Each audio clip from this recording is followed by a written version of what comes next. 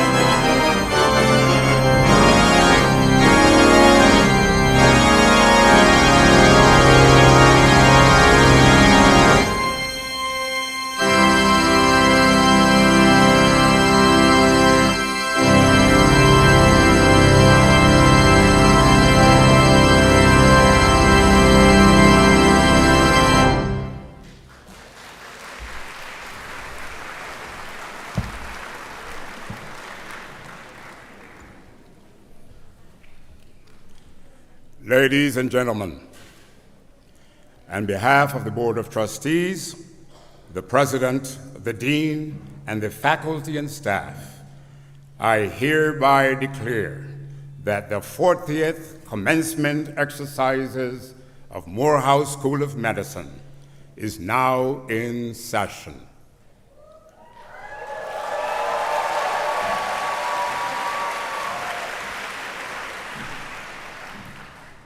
Ladies and gentlemen, please rise and remain standing for the professor of the platform party, along with the distinguished faculty and alumni.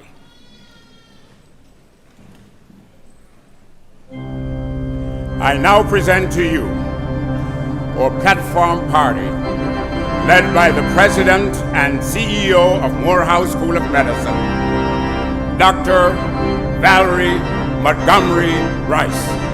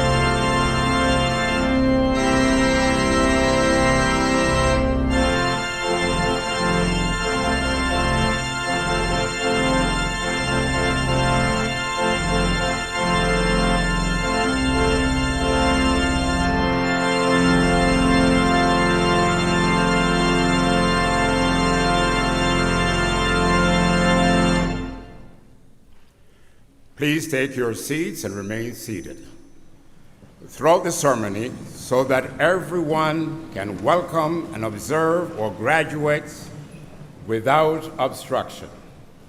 Remain seated, please.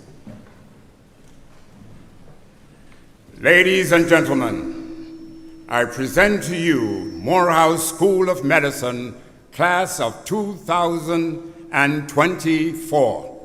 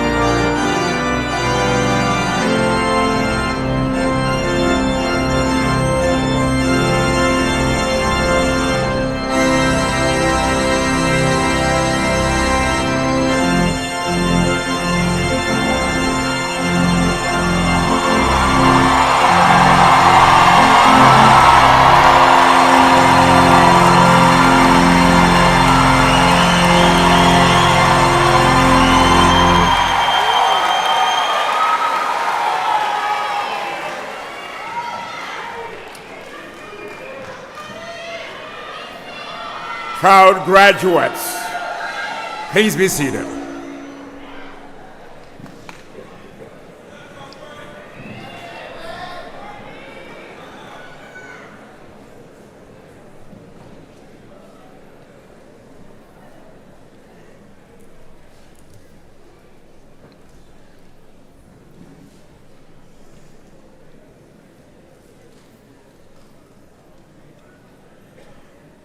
At this time, I'll ask Dr. Marvin Crawford, the school's chaplain, to give the invocation.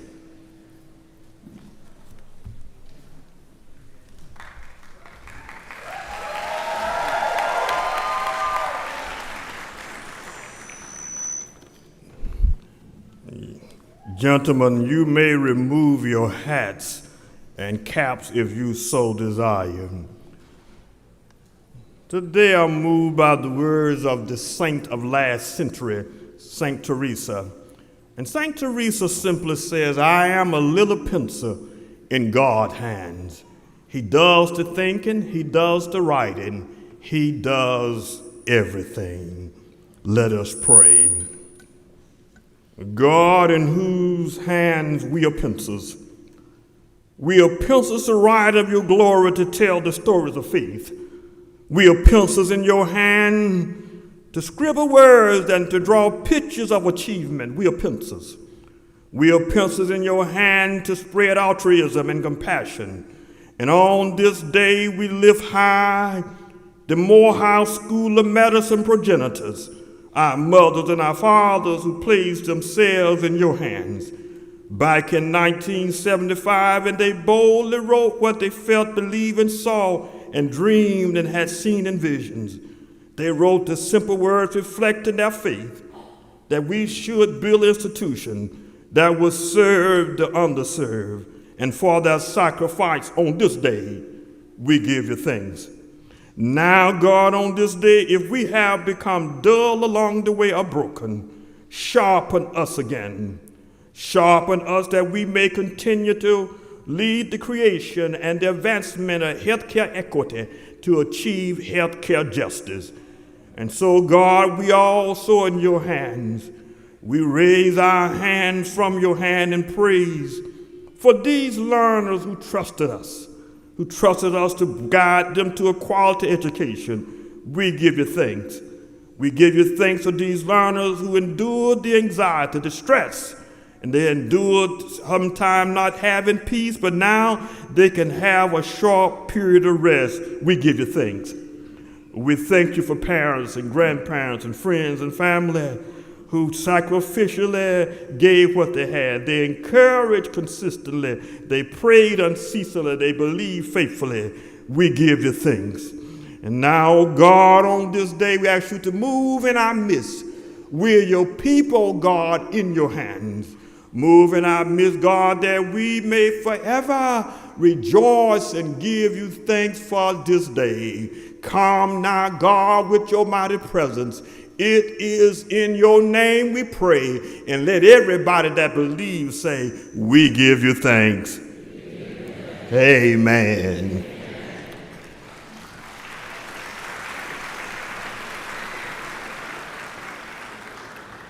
In your programs printed on page 34 and 35, respectively, lift every voice and sing in the Star-Spangled Banner. Will you now stand to sing both hymns?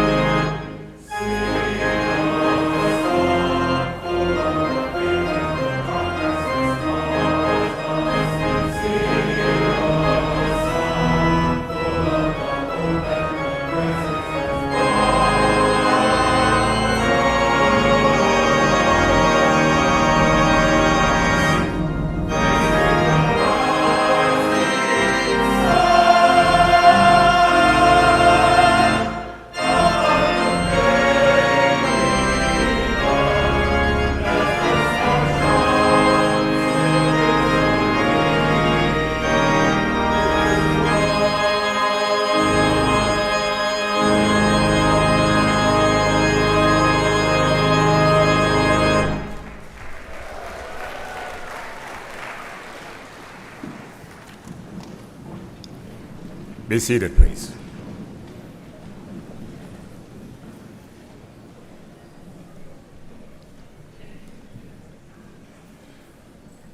It is my distinct honor to bring to the podium the President, the presiding officer, the CEO of Morehouse School of Medicine, Dr. Valerie Montgomery Rice.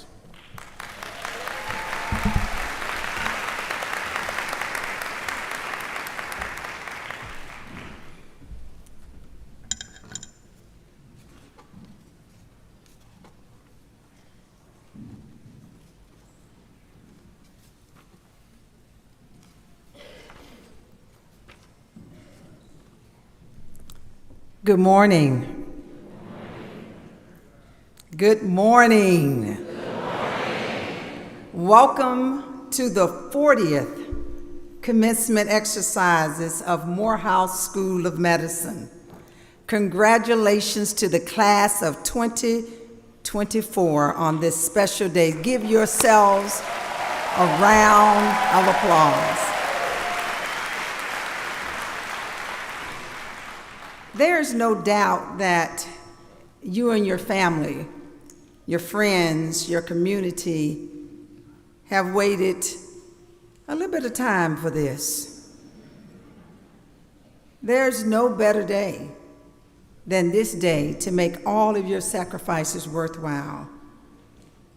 You came in here, some of you in 2020, in the midst of a pandemic.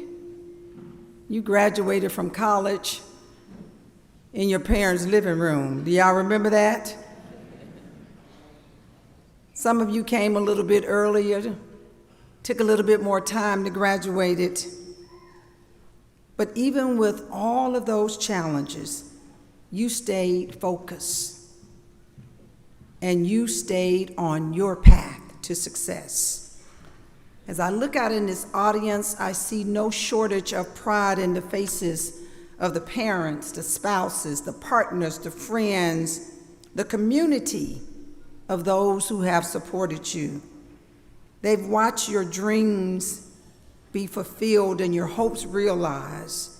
And I know this is a rewarding experience, not just for you, but for them.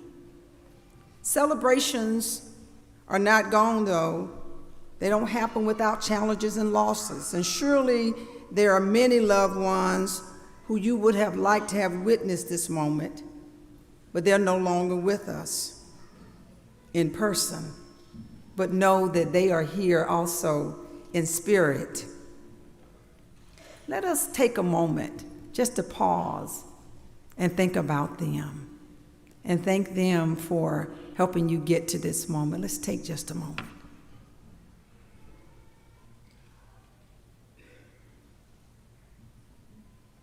Thank you.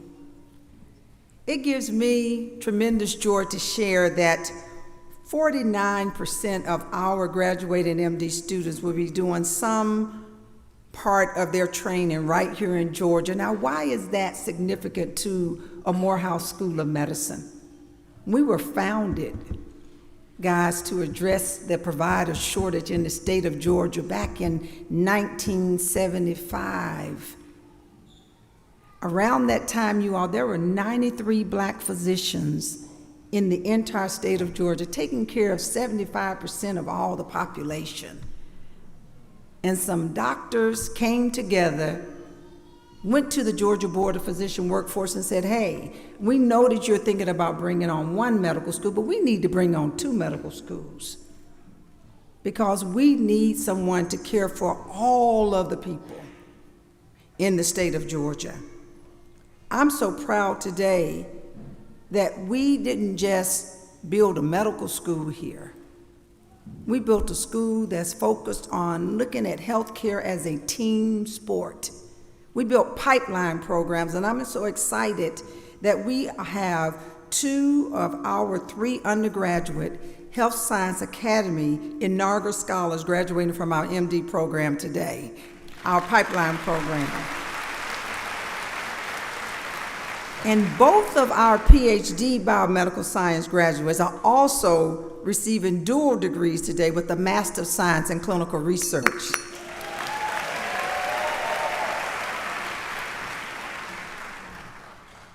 You have persevered. We are proud of you. You are what makes Morehouse School of Medicine successful. Success is overflowing at Morehouse School of Medicine. Let me just reflect a little bit over the last 4 years during your time. I know some of y'all might have been 5, some of y'all might have been 6, but you still are here. 95% of our MD students match to their residency training program, and 88% receive the specialty of their first choice. That equals success. Morehouse School of Medicine students were selected to participate in the National Football League's Diversity in Sports Medicine Pipeline Initiative, completing rotations with the Arizona Cardinals, the Atlanta Falcons, the Cincinnati Bengals, the Indianapolis Colts, the New York Giants, the Tampa Bay Buccaneers. That equals success. When Morehouse School of Medicine physician assistant studies complete their clinical clerkships in places like Northern Light Health Medical Center in rural areas in Maine, they are spreading the word of who Morehouse School of Medicine is. That equals success. When Morehouse School of Medicine is the first historically black college or university to win a $25 million Cancer Grand Challenge grant, focusing on research that will address cancer disparities in people of African descent, that equals success.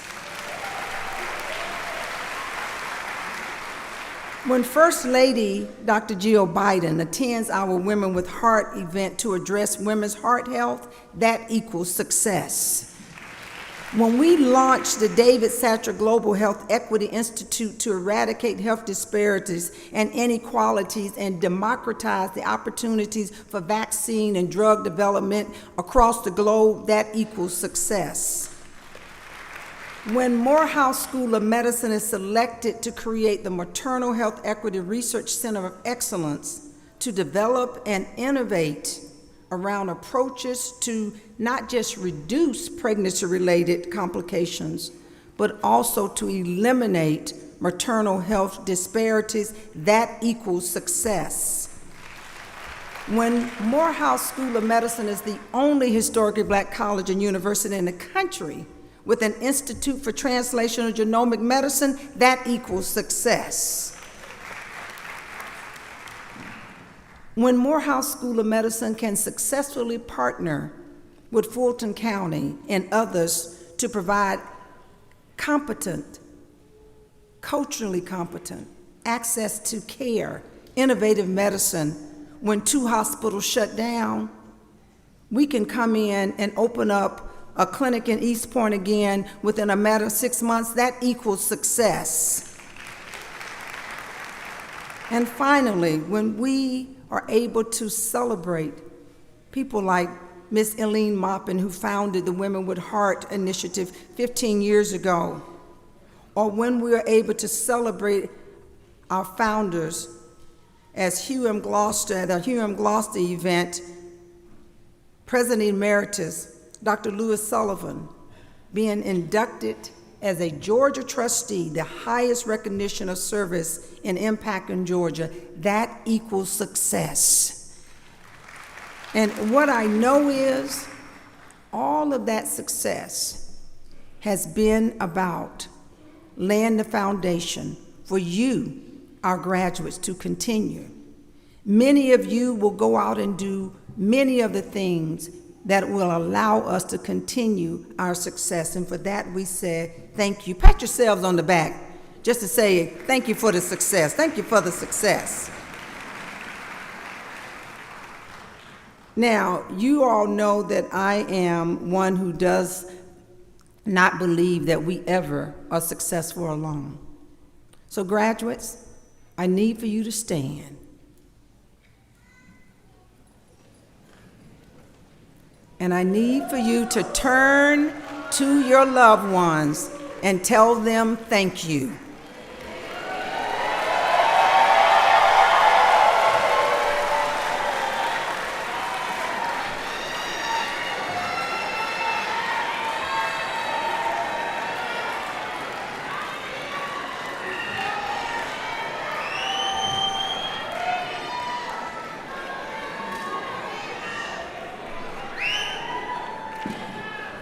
Families and friends, well-deserved job well done. You may be seated.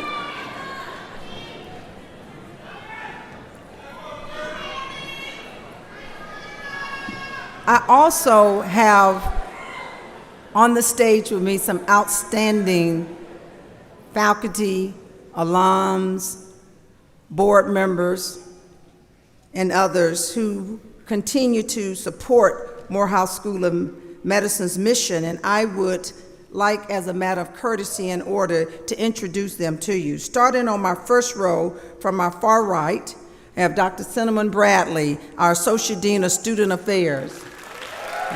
Dr. Stephanie Miles Richardson, the Associate Dean of Graduate Education and Public Health and Director of the Master of Public Health Program.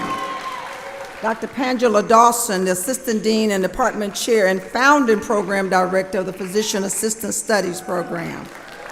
Dr. Danita Inkman Daniels, Associate Dean of Graduate Education and Biomedical Science. Dr. Erica Sutton, the Senior Associate Dean for Undergraduate Medical Education. Dr. Marty Elks, our Senior Associate Dean of Education Affairs. Dr. Joseph Adrian Tyndall, Dean and Executive Vice President of Health Affairs. Mr. Art Collins, the Chairman of the Morehouse School of Medicine Board of Trustees. From my far left, Dr. Marvin Crawford, the Morehouse School of Medicine's Chaplain and Associate Professor of Clinical Medicine. Dr. John Patterson, Vice Chair, Department of Neurobiology. Okay. Dr. Camille Davis Williams, owner of Great Atlanta Women's Healthcare. Dr. Carrie Baird, Professor in the Department of Community Health and Preventive Medicine. Mr. Frank Jones, President of the Morehouse School of Medicine National Alumni Association and Morehouse School of Medicine Trustee. Mrs. Lisa LaQuant Cephas, Esquire, Senior Vice President and Chief Ethics and Compliance Officer of AGC Human Health.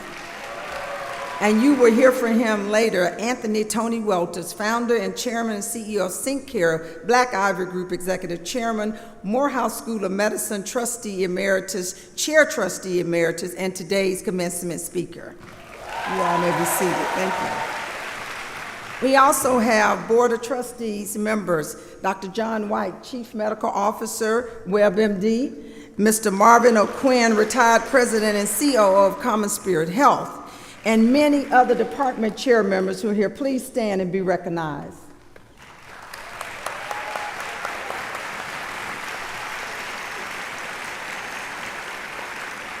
Audience, please look at their names in your program. They play a critical role to our success. We also have in the audience many people who make things happen, our faculty and our staff who are in the audience. Please stand and be recognized.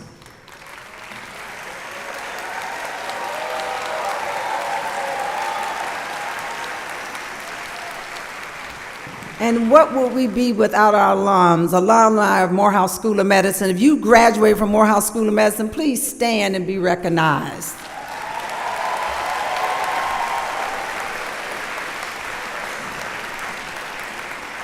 Now, I know we may have some elected officials or others who represent and support us throughout the state and the country. Please stand and be recognized.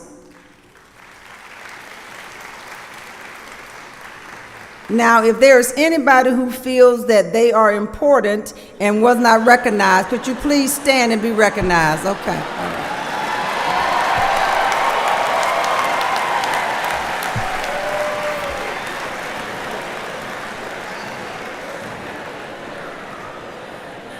I would like to call one other person of recognition, and that is former Ambassador B. Walters, who is the spouse of our commencement speaker, a good friend, and a strong supporter of Morehouse School of Medicine.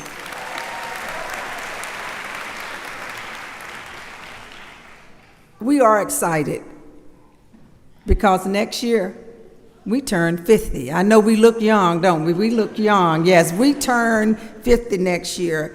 And you have to go back and look at the history. We were founded, you all, in 1975, and we were founded here at Morehouse College because Hugh Gloucester said, yes, we need to build a medical school. So it started as a 2-year program, and then in 1981 we became independently chartered and graduated our first 4-year class in 1985. And so next year we're going to celebrate 50 years. So it is going to be a tremendous time. We hope that even if you don't have a graduate, you will come back and celebrate with us, because it makes a difference for the world to see that we are who they have been waiting for. Our graduates will make a difference.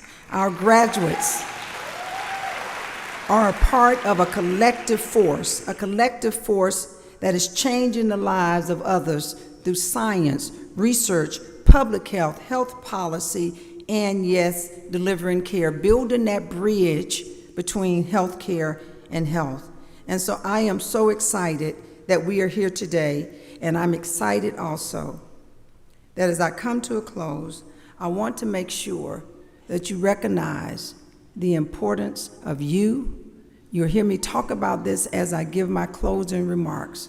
As you are sitting in your seat and you're thinking, I want you to think about the importance of this moment, live into this moment. This is your time to celebrate and to shine. As a member of the Board of Trustees, it is my pleasure to introduce Chairman Art Collins, who will bring greetings from the board.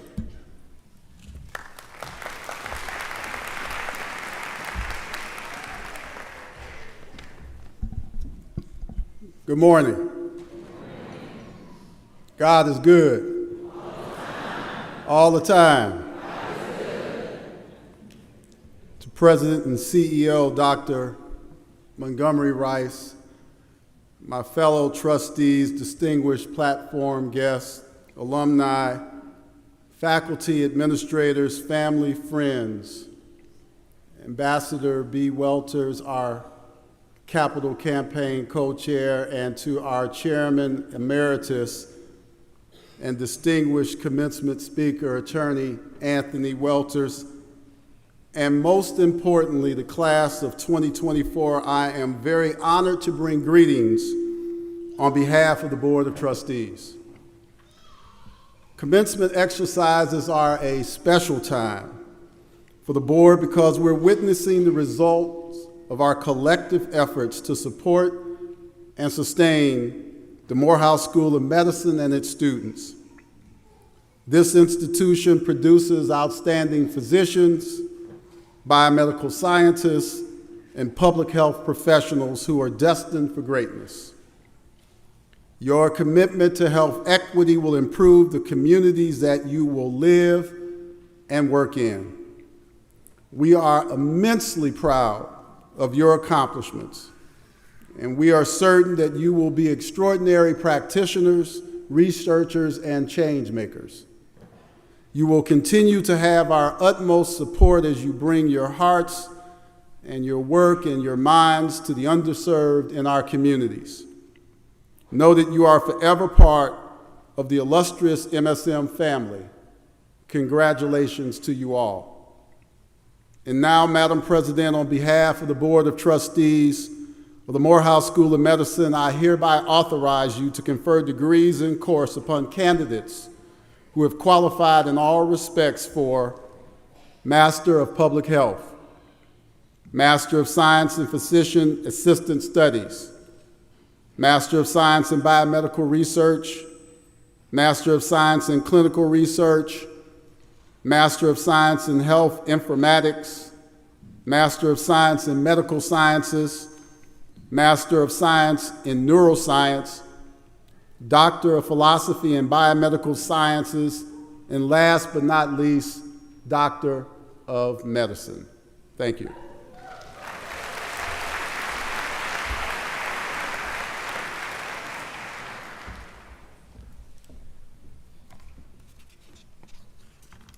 Next, we will hear from the president of our Student Government Association, soon to be Dr. Sonia Randolph.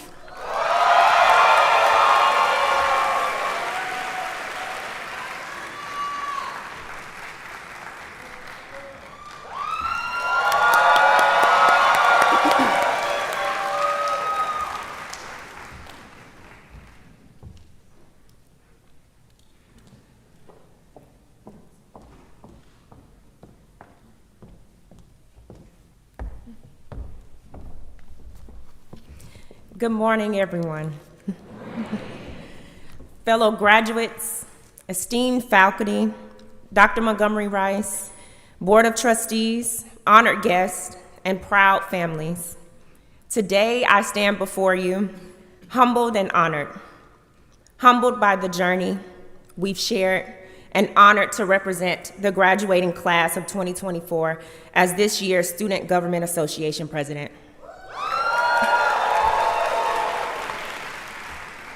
I would first like to acknowledge my Lord and Savior, Jesus Christ, whom none of this would be possible without.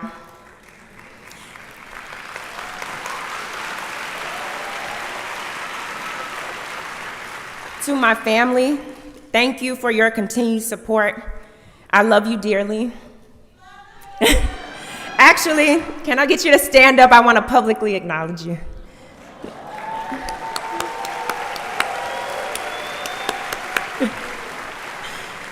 I also need to know where to look when I get nervous. Class of 2024, what a diverse and brilliant group of students. We've all come together, biomedical science students, affectionately known as JEBs, our MD students, our Masters of Public Health students, and our physician assistant students, all united by a single purpose, that is to lead the creation and advancement of health equity to achieve health justice. I think we can all collectively say, whew, what a journey this has been. It hasn't been an easy one. We arrived as students, but we leave forever as an MSM family. For some of us, this journey began in the midst of a worldwide pandemic, one that tested our drive and our desire for medicine. It tested our resilience. We lost family and friends, and we feared for our own health.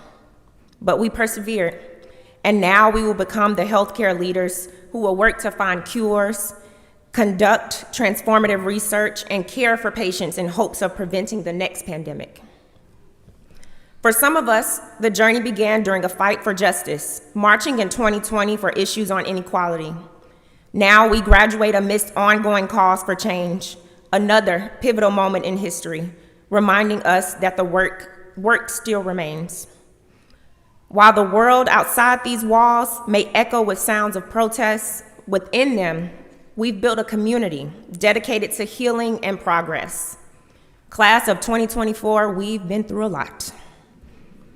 We pushed through exam after exam after exam, finally graduating, and for some of us, continuing to take exams the rest of our career. You've spent long hours on papers.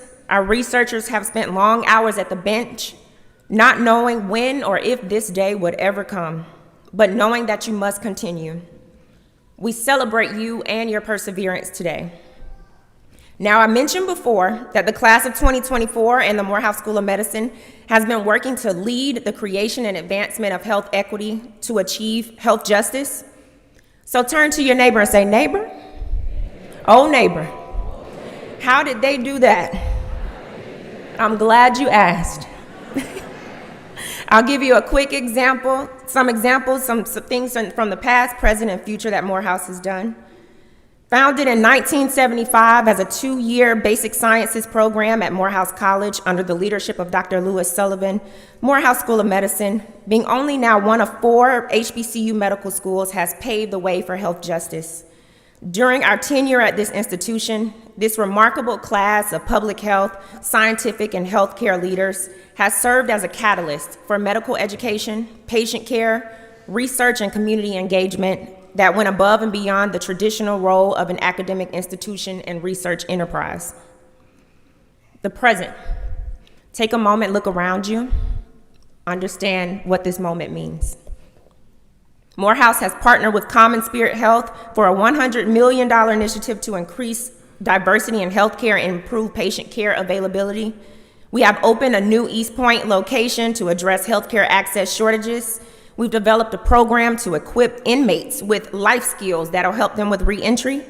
We've secured a $25 million grant to study cancer disparities among African Americans. We serve as a home to the new Institute of Translational Genomic Medicine. And as we expand our clinical footprint to care for those that encompass our very mission, we look to possibly partner with other healthcare systems to open our Morehouse healthcare facilities in other areas to address healthcare needs. The future. Class of 2024, as Morehouse School of Medicine prepares to celebrate its 50th anniversary, a new chapter unfolds, or as we would say, it's a new day. Go forth with unwavering courage, deep compassion, and an unyielding commitment to excellence. Let the world feel the impact of your brilliance, the dedication instilled by Morehouse, and the mark you leave upon it. To the MD graduates, as you begin residency, remember the power you hold in your hands. The human body is an intricate machine, but so is the human spirit. Treat your patients with empathy, respect, and dedication. To our JEB students, your research and specialized knowledge will be the bedrock of future breakthroughs. Never lose your curiosity, the relentless pursuit of answers that drives scientific progress. Remember, your discoveries have the potential to revolutionize healthcare and improve countless lives. To our MPH graduates, you are champions of health justice, advocating for policies that reflect our mission. Your voices will change legislation for years to come. Continue to impact the communities around you for positive healthcare-related change. For our PA graduates, you lead today armed with the skills to heal and the hearts of champions to champion health equity for all. Go forth, change makers. The world awaits your compassionate care. Know that you are vital to the healthcare team and that the healthcare field needs you. The road ahead will have its twists and turns. There will be moments of frustration, ethical dilemmas, and burnout. But remember the unwavering support you found here with your Morehouse School of Medicine family. Lean on the network of colleagues you've built, the professors who've mentored you, and the memories that bind you to this esteemed institution. Remember, wherever you go, you are an ambassador for the Morehouse School of Medicine. Let the world describe you as compassionate, healers, intelligent leaders, and unwavering advocates for health equity. Class, this is just the beginning. Dream big, then dream bigger.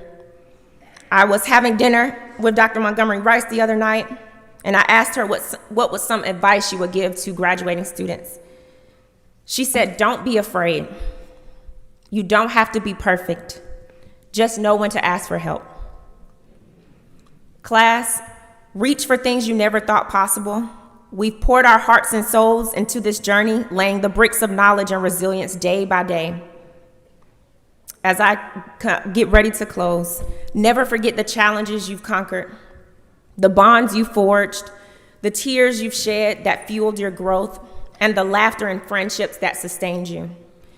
MSM has provided the foundation, but you're building your future. Now, as proud alumni, I urge you to become mentors.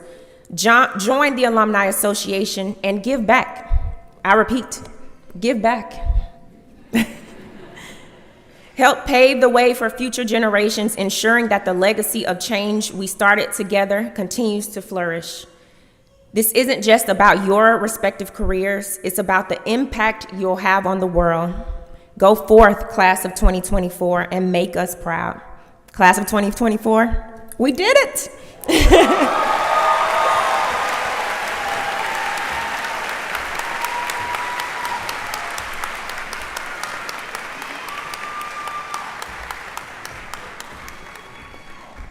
Thank you, Sonia.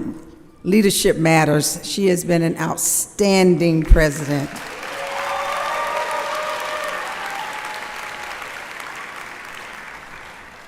Now, our goal is to ensure that 100% of our graduating seniors receive some level of scholarship support. So we are excited to announce the presidential class gift for the graduating class of 2024. We are awarding scholarships to the remaining 126 seniors who have not been awarded scholarships and/or grants to fully fund their tuition and fees. Now, I didn't say we were fully funding anybody's tuition and fees. I said that we are providing some level of scholarship such that every student who walks across this stage would have received some level of scholarship before they walk away from Morehouse School of Medicine. This does assist in lowering the students' indebtedness, and so we'll be awarding over $813,000 worth of scholarships today. These scholarship awards go to the Department of Education. They don't go in the student's pocket. We know what their debt is, and we send those checks directly, but it does decrease their indebtedness. And so I want to thank all of you who have contributed to Morehouse School of Medicine that allows us to be able to do this.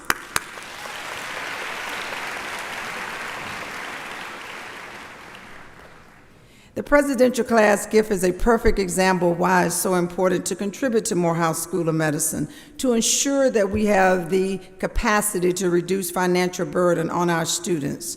And I would be remiss if I did not mention that today is the last day of our current Giving Day campaign. We've had over 100 donors so far. So if you are interested in giving, please know that we will have QR codes throughout the rest of the day at many places for you to give.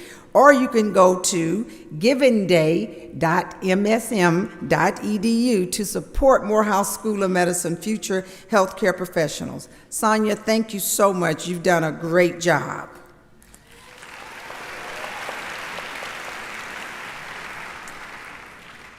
And now I would like to say to each of you, thank you for believing in our mission. Congratulations to the class of 2024. Please enjoy now a musical selection.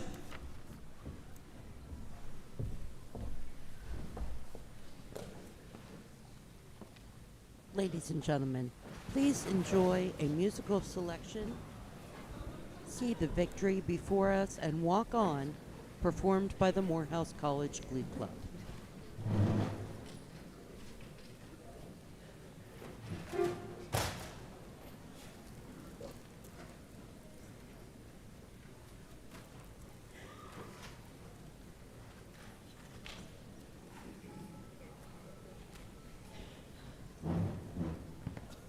Ladies and gentlemen, please enjoy a musical selection, see the victory before us, and walk on.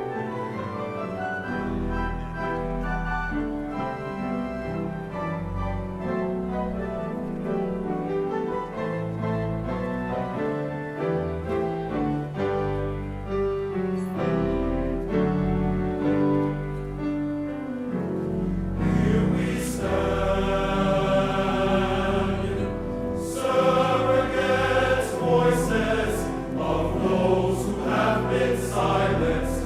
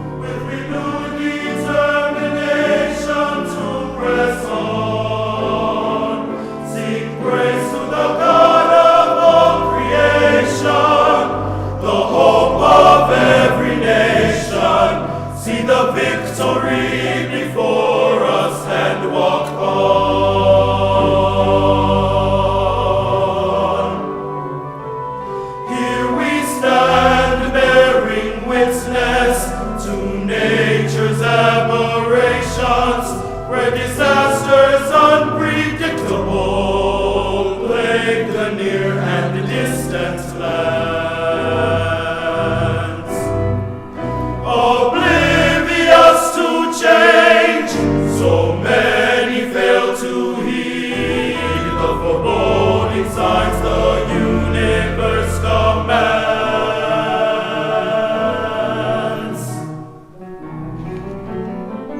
Yet reverently we stand, the heirs of this great land, and lift our voices high with cheerful song.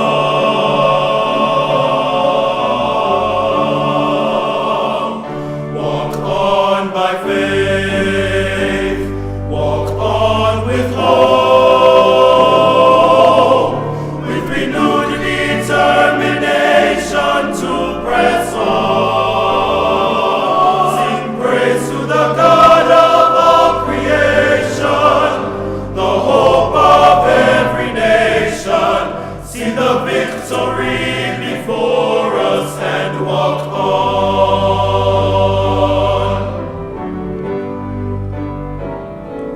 Here we stand, champions of freedom, where courageous voices cry out and fight for justice every day. We have thrived amidst the threats that democracy will fail, as we face new jolts and struggles on the way.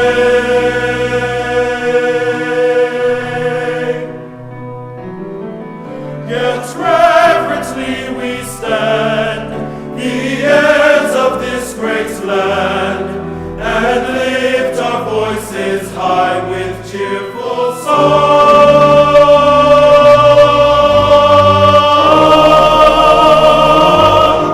Walk on by faith, walk on with hope, with renewed determination to press on.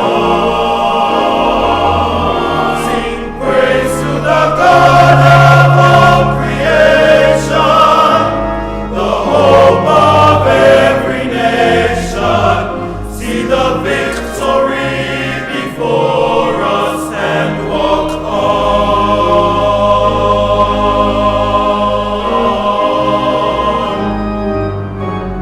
See the victory before us and walk on, walk on, yes, walk on.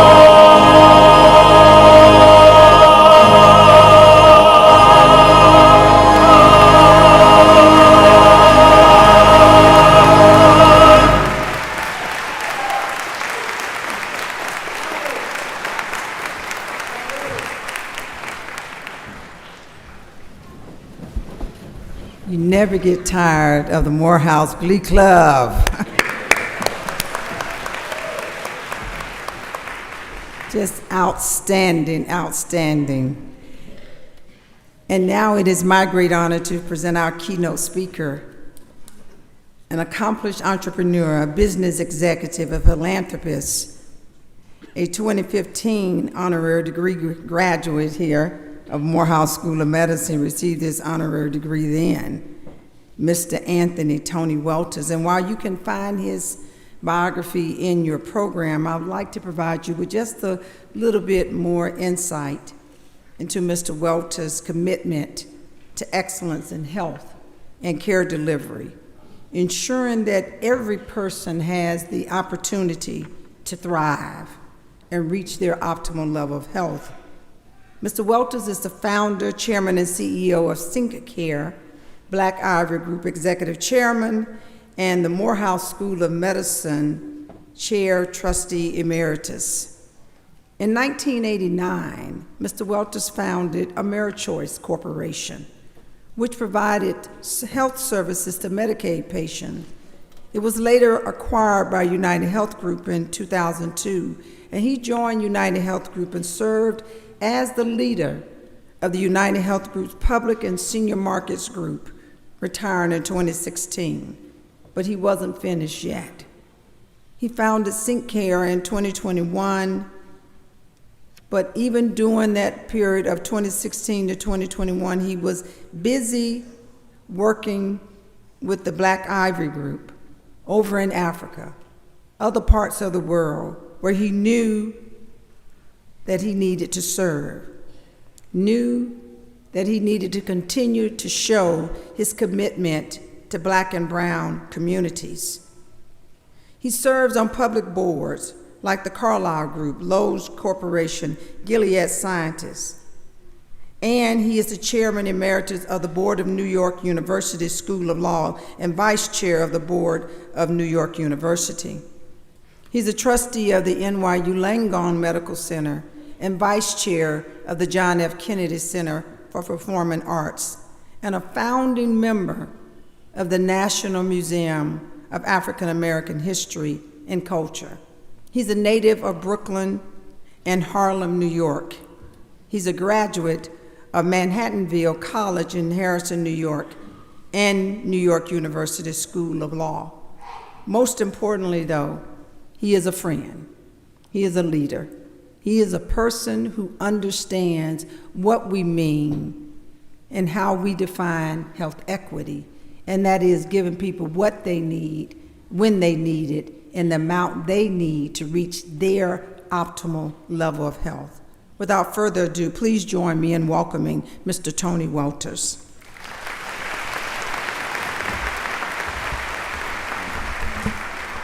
Thank you.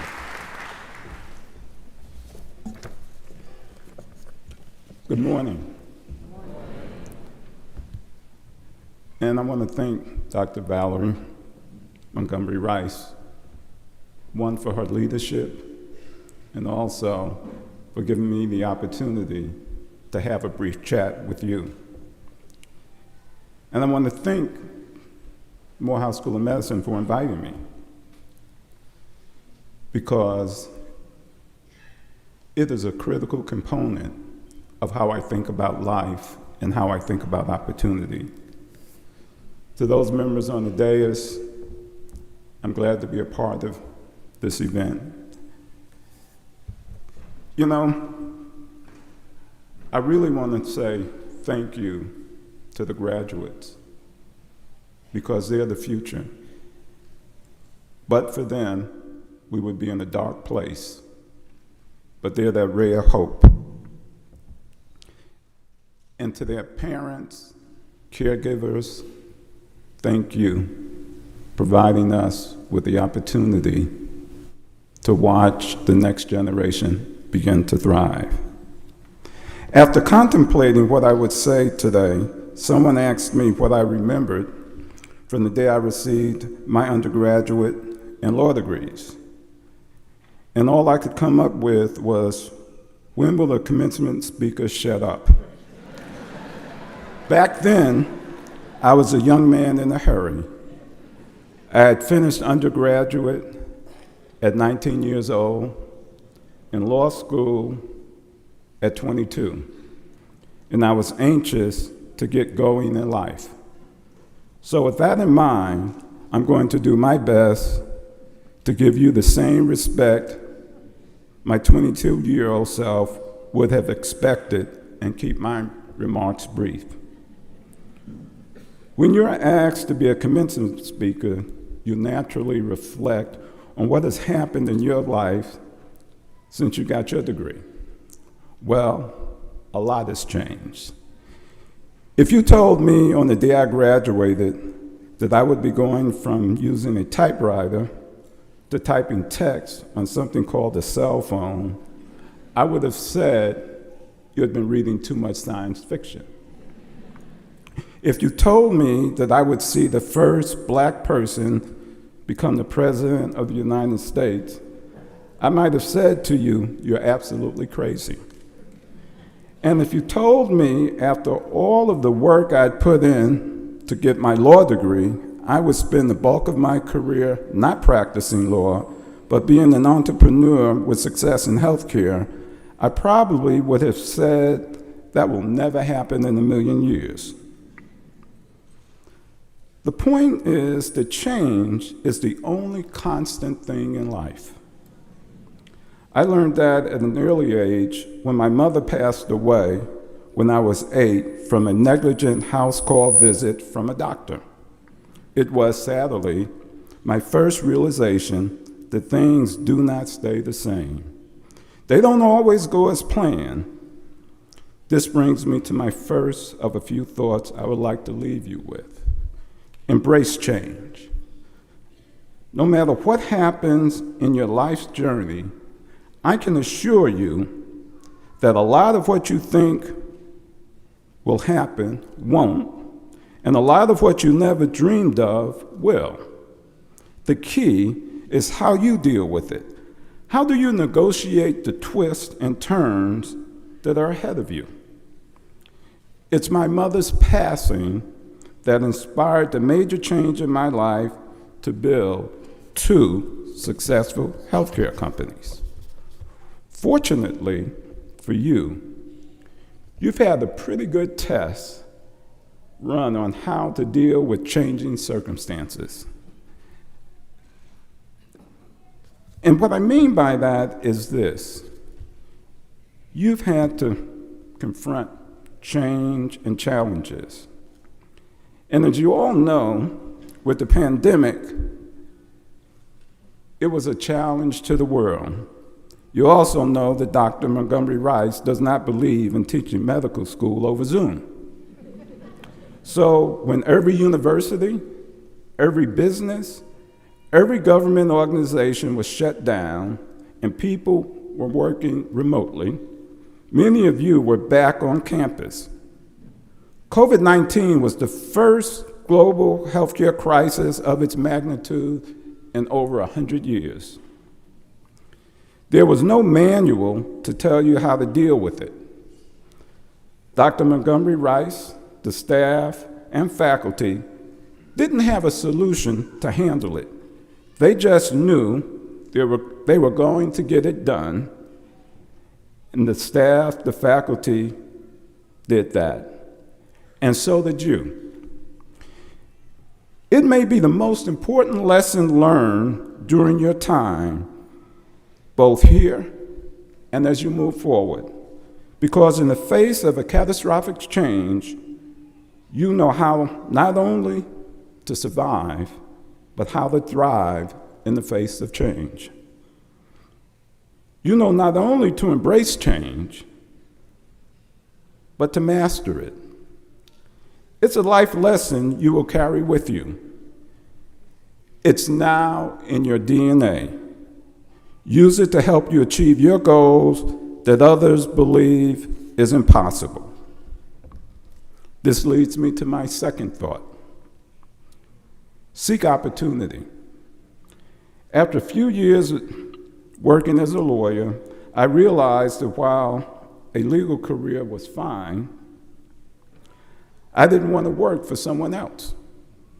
I wanted to go into business, and the only way I was going to be able to turn my legal career into a business career was to proactively either start a business or find one to be acquired.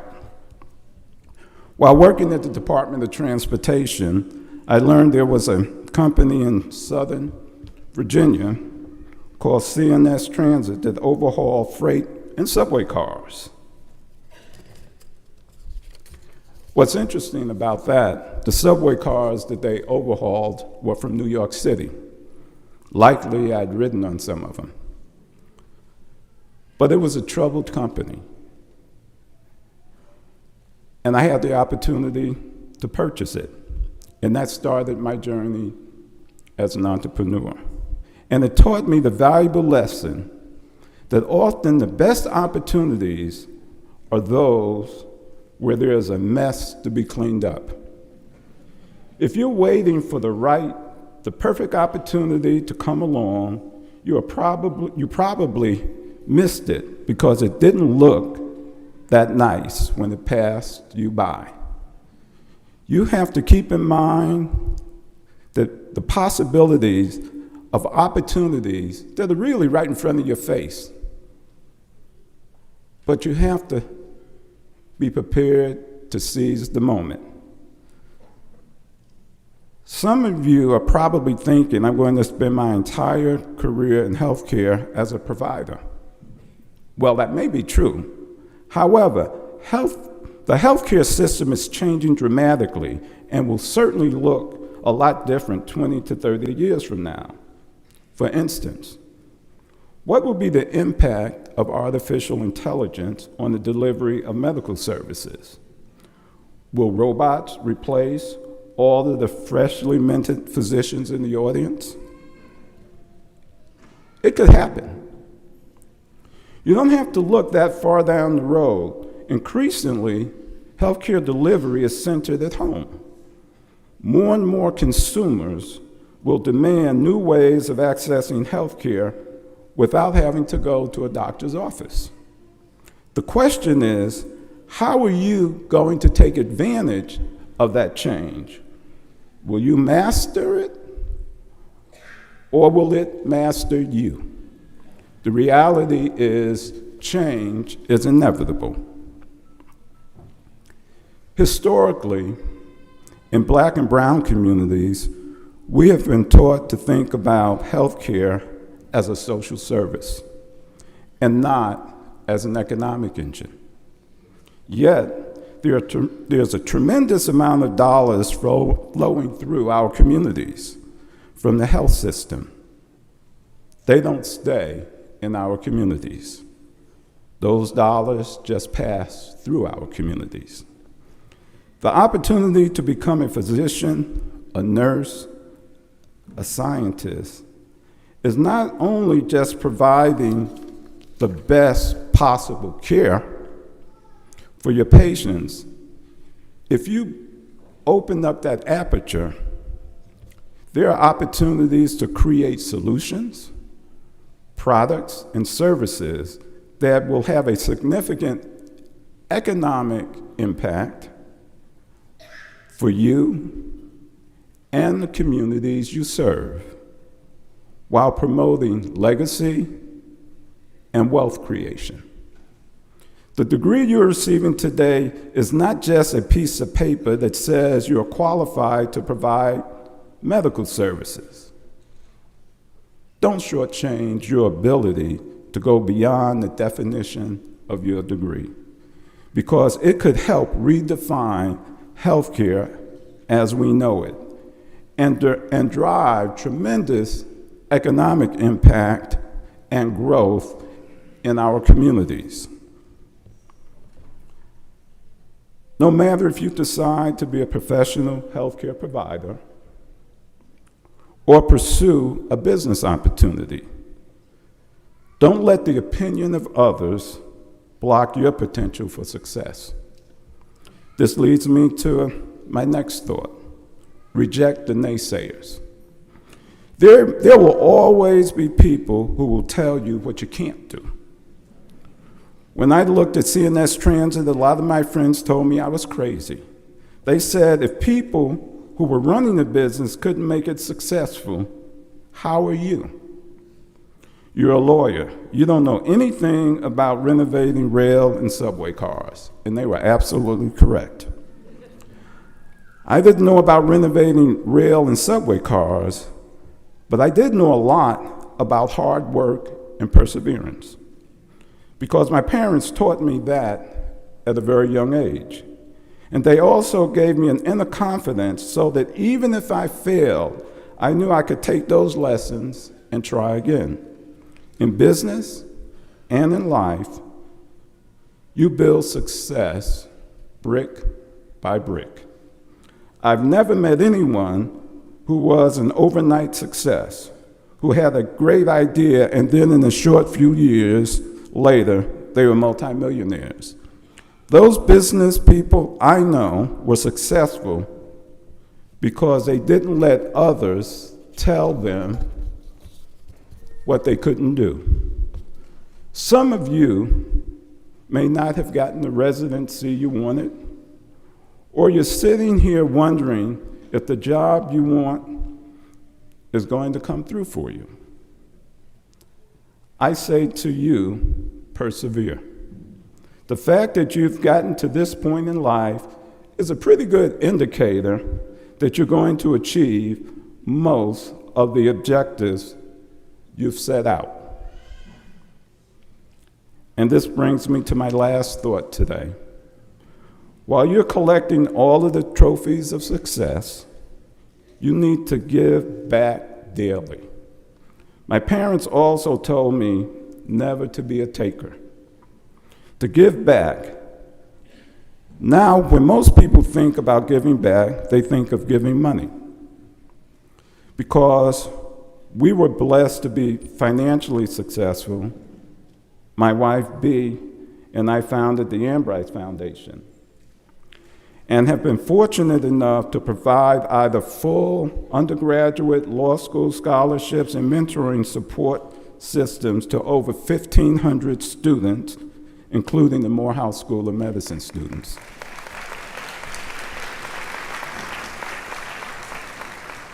We also spend something that's more important than money. We give of our time. We also run the summer camp, Camp Dogwood, for under-resourced school-age adolescents. Always remember, time is more valuable than money. The question is, what are you going to do with your time? You can use it to improve health equity in your community. You can use it to mentor someone and provide health care to people in homeless shelters. The point is, it's not how you give back. The point is, you must give back.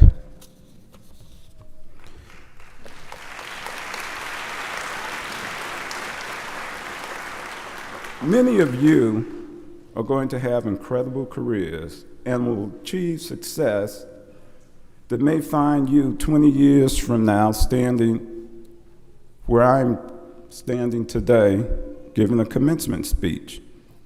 And if someone asks you what you thought about your graduation, and you say, I couldn't wait for that commencement speaker to shut up, no matter where I am, I will understand. However, I hope as you contemplate what you're going to say in your speech, you think about whether you not only embraced change, but you made it happen. Did you seek opportunity? Or better than that, did you help others find theirs? And did you give back? As I think about graduations, I realize I was a young man in a hurry because I innately knew tomorrow started yesterday. If you want to make tomorrow yours, you're already a day late. And you don't have time to waste. But the good news, as my parents always told me, no one is any better than you.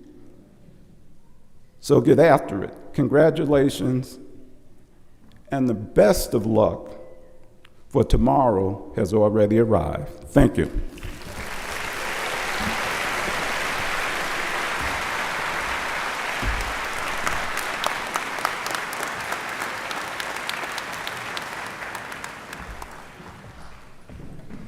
Words of wisdom. Tomorrow has already arrived. But today is your day. And now I am excited to say thank you, Mr. Walters, for all that you have done and will continue to do to support Morehouse School of Medicine. And I'm equally excited to invite Dean Dr.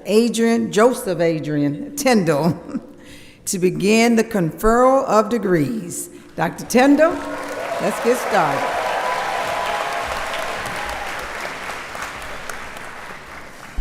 Good morning. So apparently I'm the only person standing in between you and getting your degrees. But let me say this to you, of course. we've acknowledged everyone here for the contributions, but I want to pay special acknowledge to you as soon-to-be graduates, because you invested your career path here at Morehouse School of Medicine. And I know that along the way, we've held your hand along that journey. We filled you with the knowledge, we filled you with the wisdom, we filled you with the ethos of what Morehouse School of Medicine stands for. And in all of you, we've created health equity champions and champions for health justice. And I know that you're going to go forth and you're going to make us proud, and you're going to take that ethos and you're going to spread it around. But now, it is time for you to graduate. So this is the moment we've been waiting for.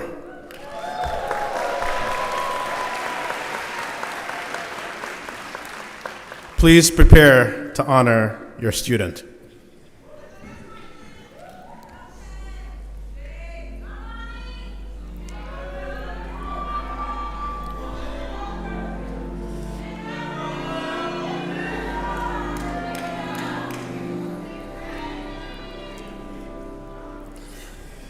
Ladies and gentlemen, we will now confer upon candidates the degrees of Master of Public Health,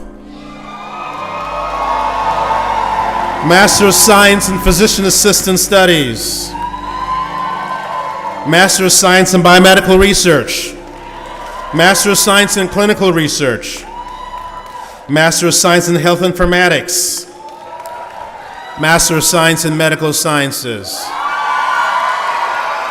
Master of Neuroscience, Doctor of Philosophy in Biomedical Sciences, and Doctor of Medicine.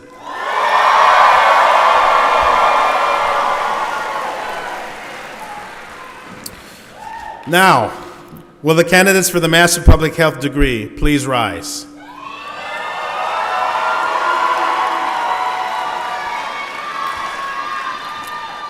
I have the honor of presenting the students who have completed a rigorous program of public health studies fully accredited by the Southern Association of Colleges and Schools Commission on Colleges and the Council on Public Health Education. The Board of Trustees and the faculty of Morehouse School of Medicine recommend that these students receive the degree Master of Public Health.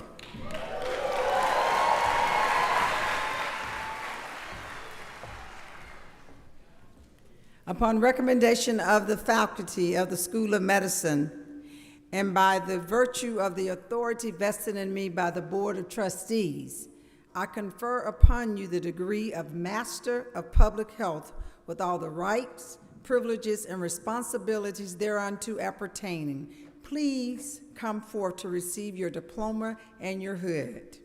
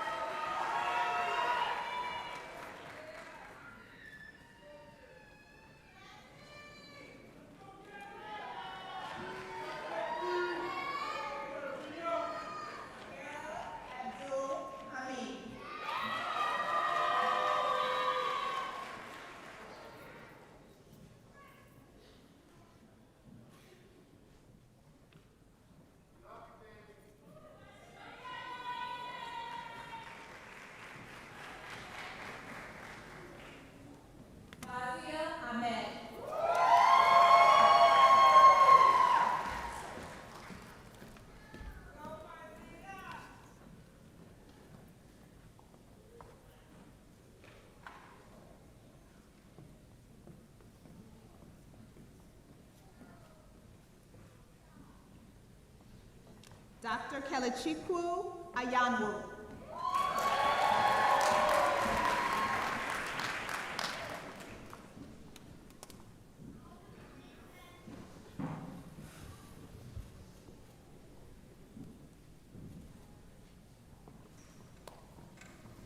Askari Bumpus.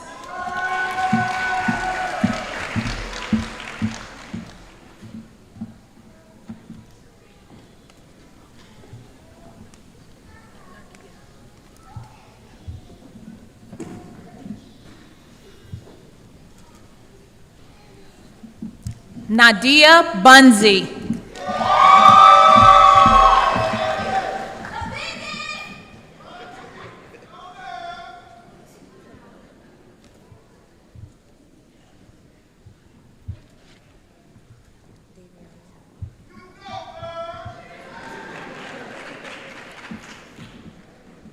Daviana Griffin.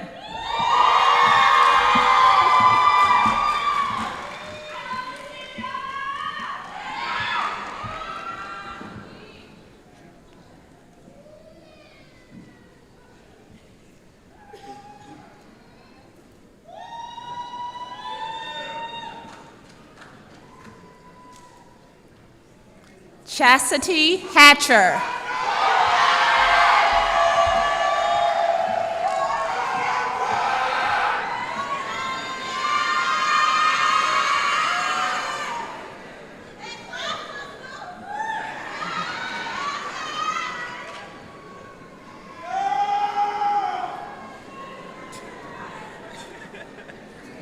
Eric Mims.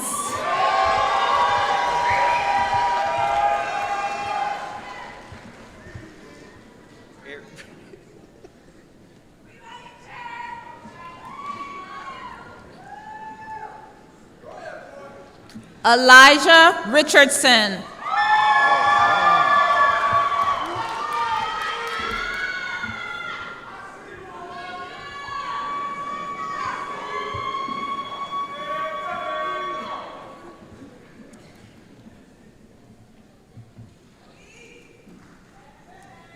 Catherine Ledesma Rondon.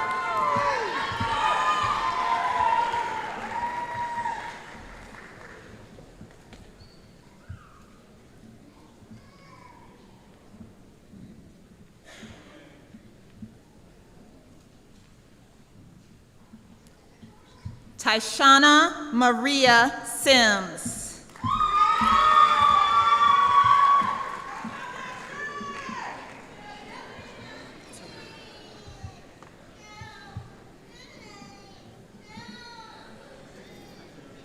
Monique Terrell.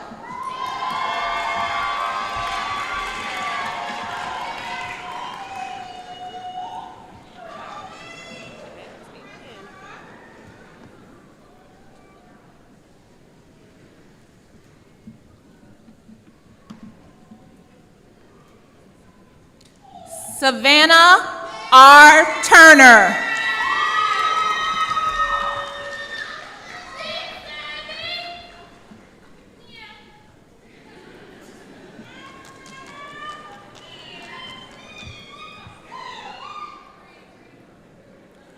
Christina Wilkerson.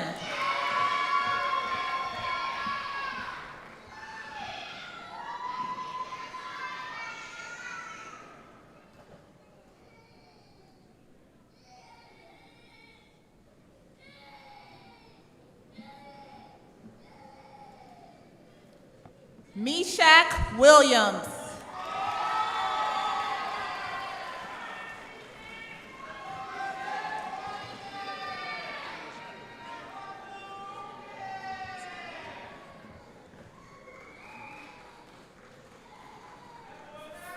Freasia Young.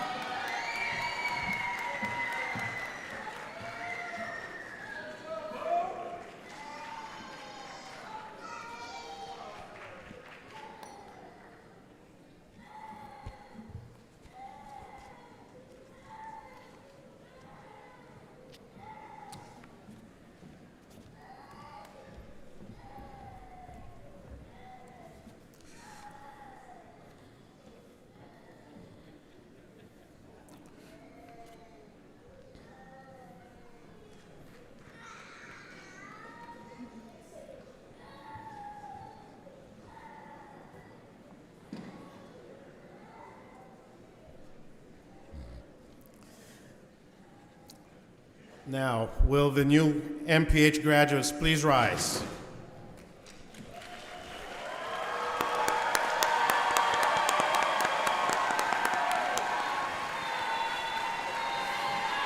And now, you could move your tassels to the left. Congratulations.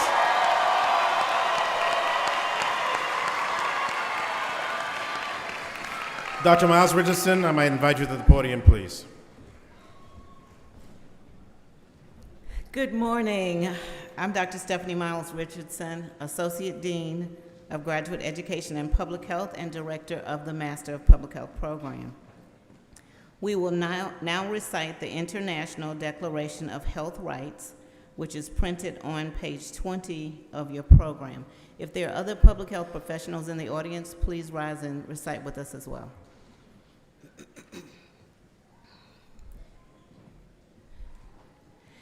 Health requires peaceful and equitable development and collaboration of all peoples. The enjoyment of the highest attainable standard of health is one of the fundamental rights of every human being. It is not a privilege for those with power, money, or social standing.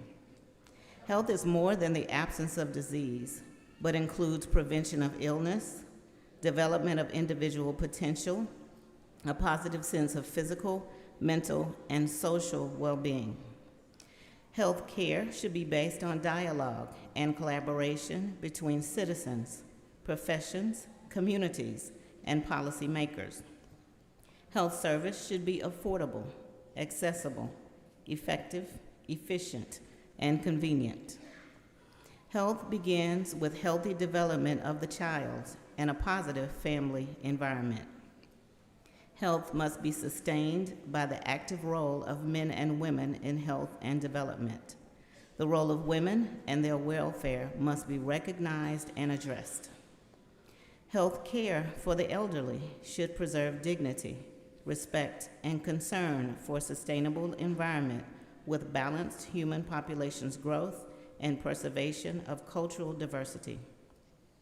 Health depends on availability to people of basic elements: food, safe water, housing, education, productive employment, protection from pollution, and prevention of social alienation. Health depends on protection from exploitation without distinction of race, religion, political belief, economic or social condition, and together the oath: we, as people concerned about health improvement in the world, do hereby commit ourselves to advocacy and action to promote the health rights of all human beings. Congratulations. You may be seated.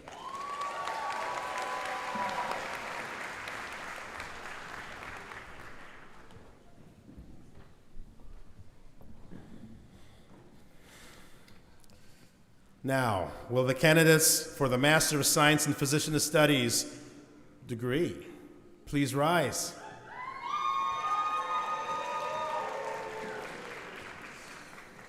Madam President, I have the honor to present to you the students who've completed a rigorous program of Physician Assistant Studies, fully accredited by the Southern Association of Colleges and Schools Commission on Colleges. The Board of Trustees and the faculty of Morehouse School of Medicine recommend that these students receive the degree Master of Science.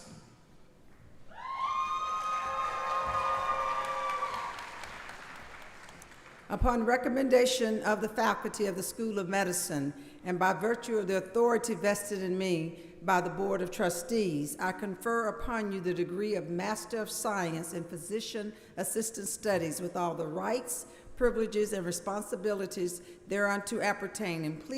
Please come forth to receive your diploma and your hood.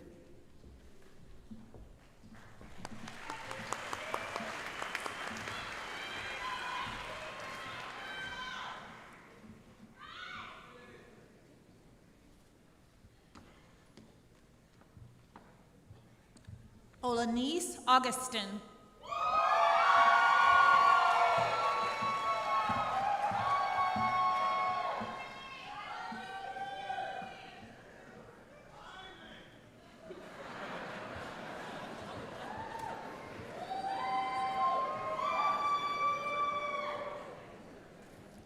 Alexis Gamble.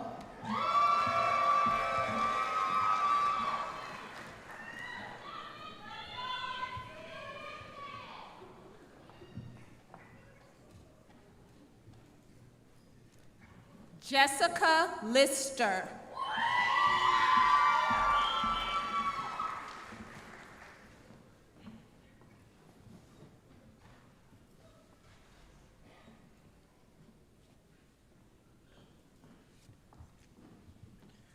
Rachel Magistre Legend.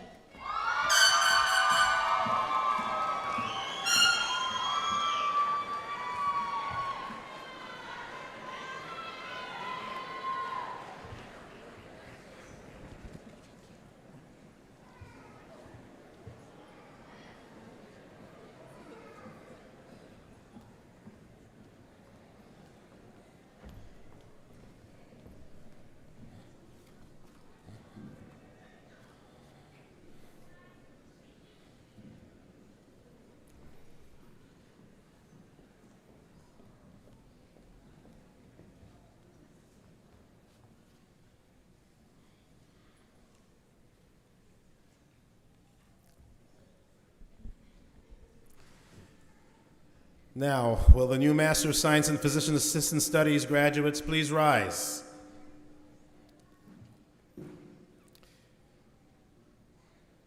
You may now move your tassels to the left side. Congratulations. And you may be seated. Dr. Dawson.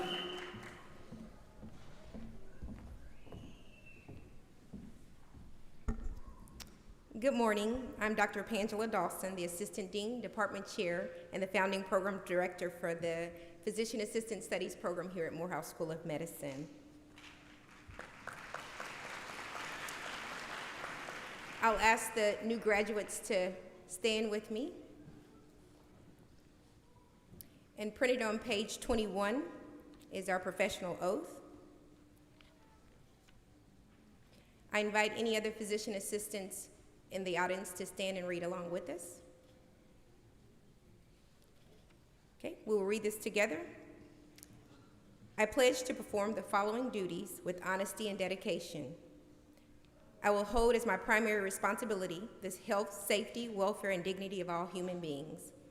I will uphold the tenets of patient autonomy, beneficence, non-maleficence, and justice. I will recognize and promote the value of diversity. I will treat equally all persons who seek my care.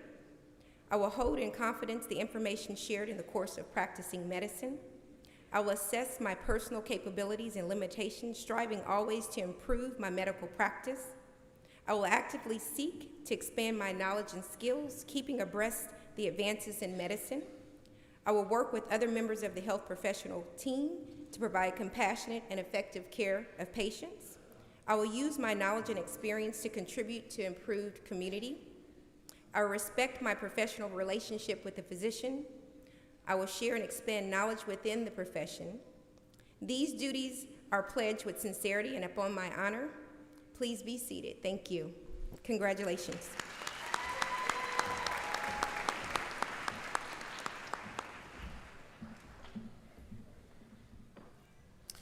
Now, will the candidates for the Master of Science in Biomedical Research degree please rise? I see you. Madam President, I have the honor to present to you the students who have completed a rigorous program of biomedical research studies, fully accredited by the Southern Association of Colleges and Schools Commission on Colleges. The Board of Trustees and the faculty of Morehouse School of Medicine recommend that these students receive the degree Master of Science.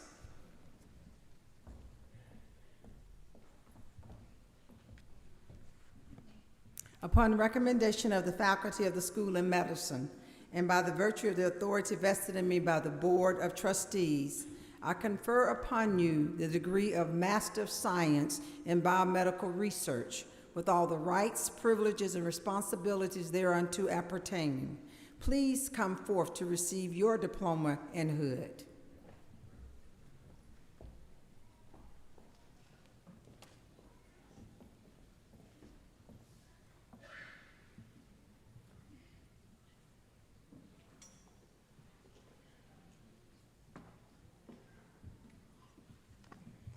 Brianna Hudson.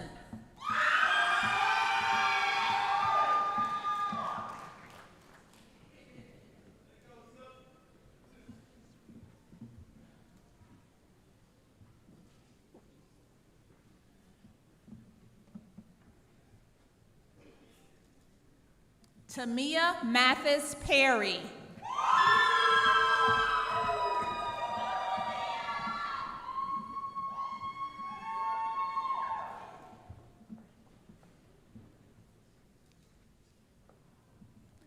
Awa Soar.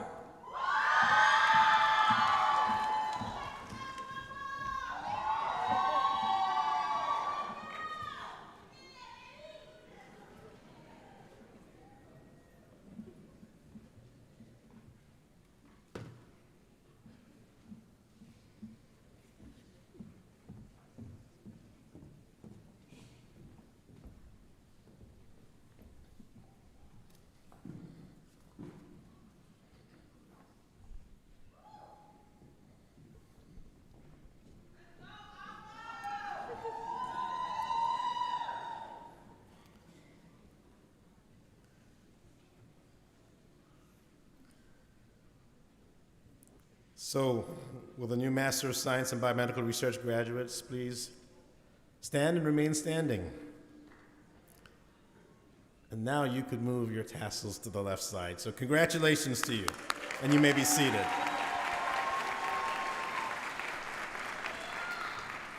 You may be seated. Will the candidates for the Master of Science in Clinical Research degree please rise? Madam President, I have the honor to present to you the students who have completed a rigorous program of clinical research studies fully accredited by the Southern Association of Colleges and Schools.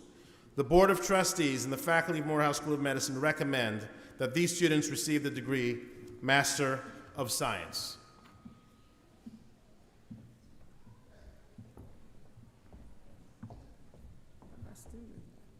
Upon recommendation of the faculty of the School of Medicine and by the virtue of the authority vested in me by the Board of Trustees, I confer upon you the degree of Master of Science in Clinical Research with all the rights, privileges, and responsibilities thereunto appertaining.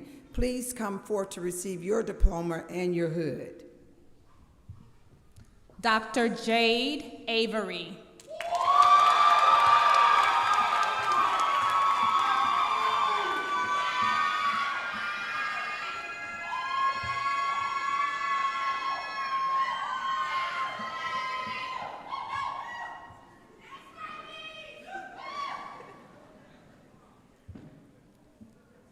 Dr. Alasia Bashi.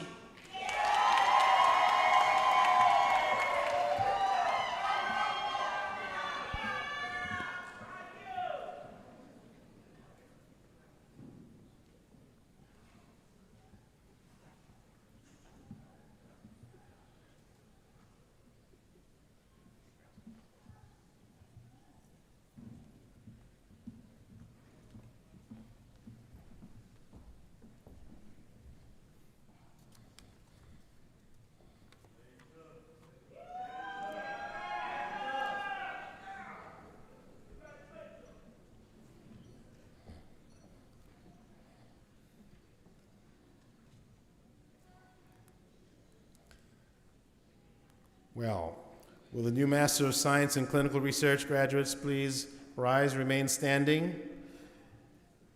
And you both now could move your tassels to the left side. Congratulations.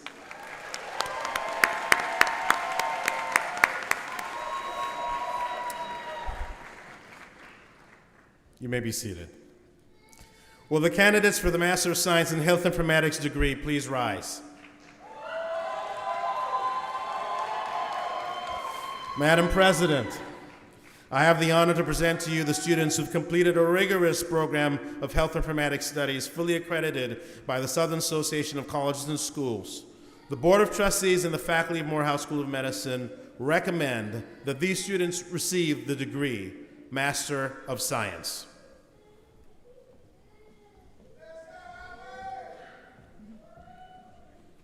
Upon recommendation of the faculty of the School of Medicine and by virtue of the authority vested in me by the Board of Trustees, I confer upon you the degree of Master of Science in Health Informatics with all the rights, privileges, and responsibilities thereunto appertaining. Please come forth to receive your diploma and hood.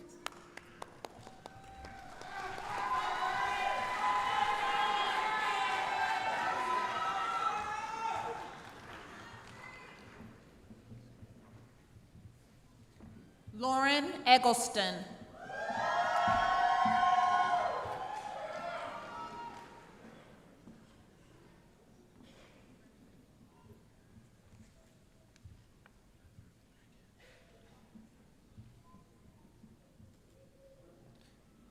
Christopher Fearon.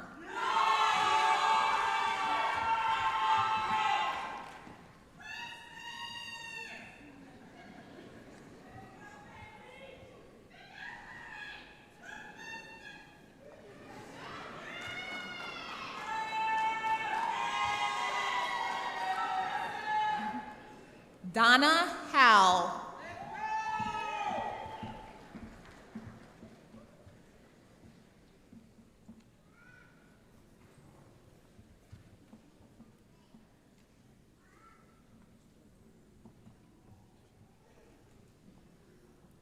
Ivory Jones.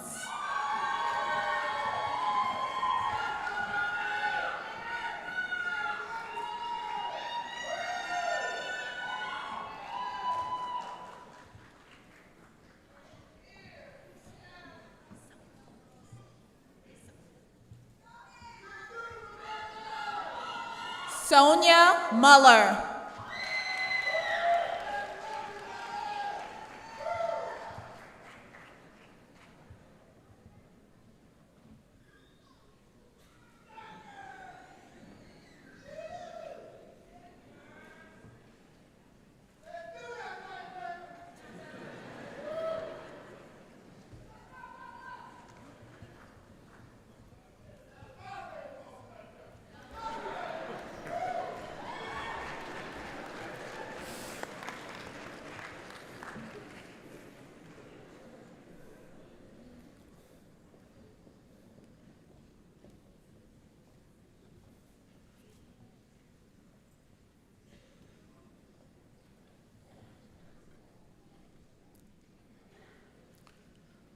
Well, will the new Master of Science in Health Informatics graduates please rise, remain standing. And now you have the privilege of moving your tassels to the left side. Congratulations.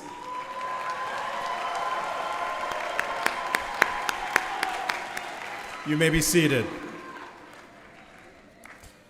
Will the candidates for the Master of Science in Medical Sciences degree please rise?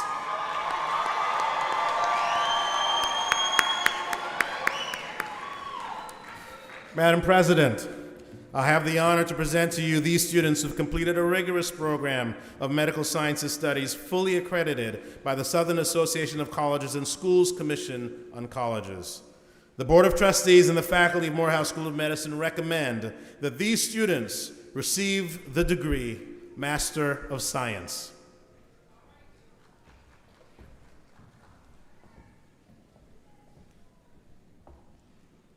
Upon recommendation of the faculty of the School of Medicine, and by the virtue of the authority vested in me by the Board of Trustees, I confer upon you the degree of Master of Science in Medical Sciences, with all the rights, privileges, and responsibilities thereunto appertaining.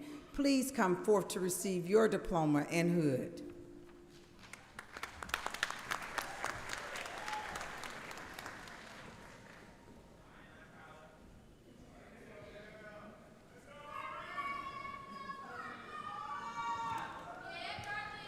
Naja Bostwick.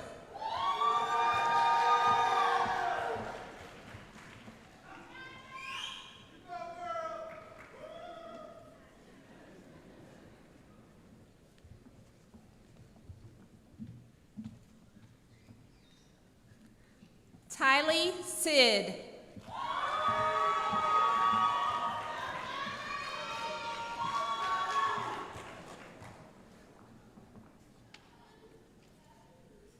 Kiera Cross.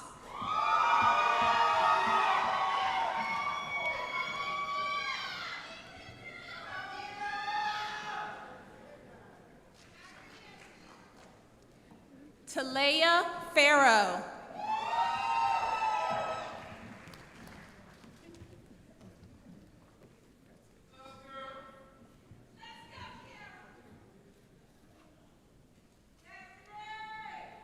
Tyler Fullwood.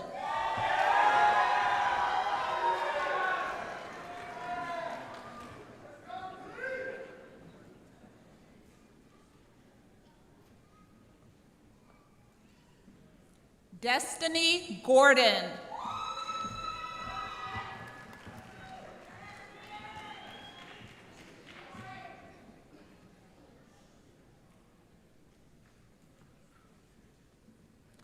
Jillian Harris.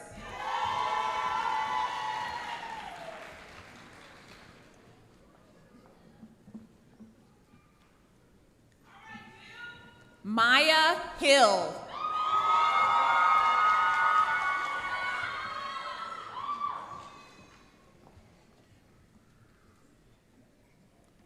Courtney King.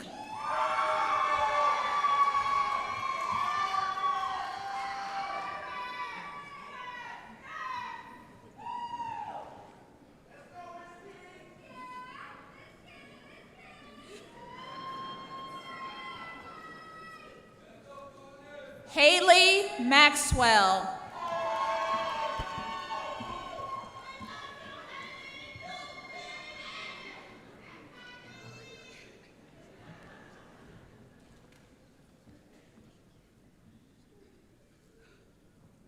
Chelsea Wadike.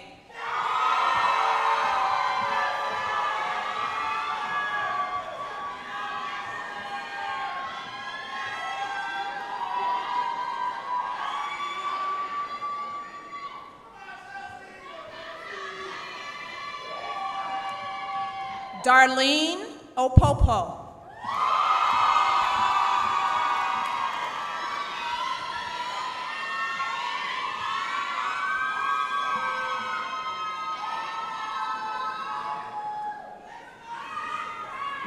Ijama Okorie.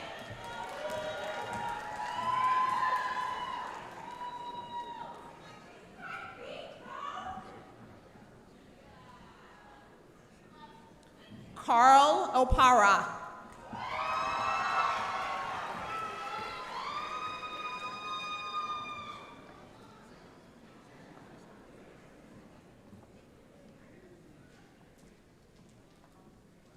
Craig Roby.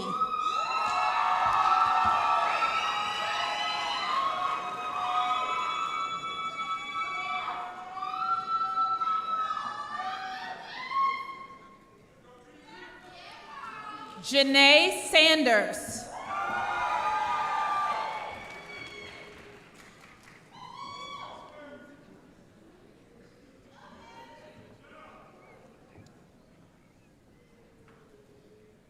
Champagne Smith.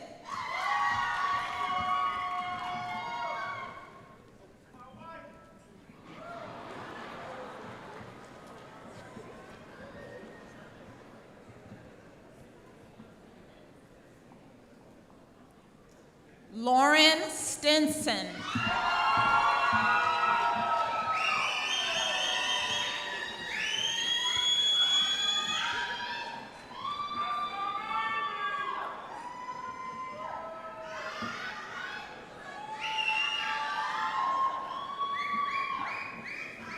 Lauren Terry.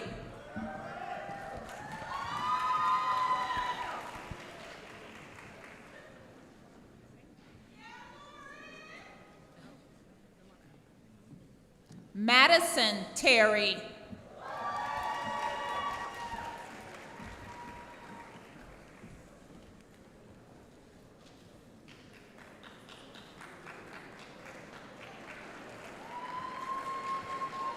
And Gabrielle Washington.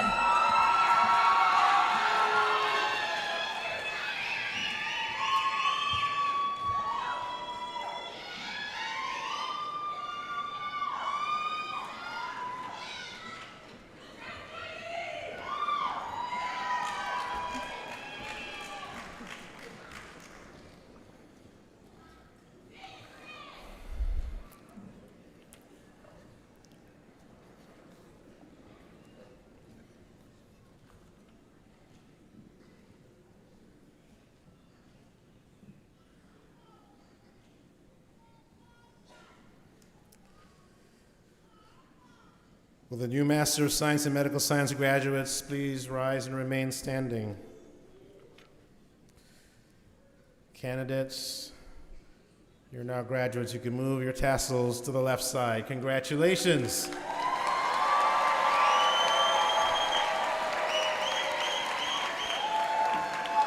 And you may be seated. Now, will the candidates for the Master of Science in Neuroscience degree please rise? I see you. Madam President, I have the honor to present to you the students who have completed a rigorous program of neuroscience studies fully accredited by the Southern Association of Colleges and Schools Commission on Colleges. The Board of Trustees and the faculty of Morehouse School of Medicine recommend that these students receive the degree Master of Science.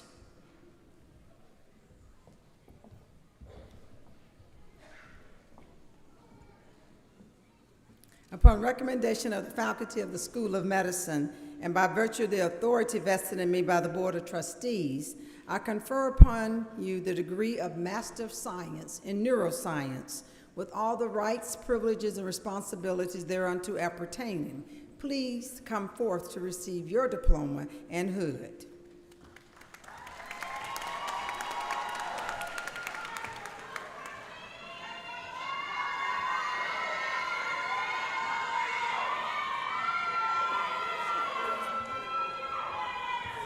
Praise Idowu.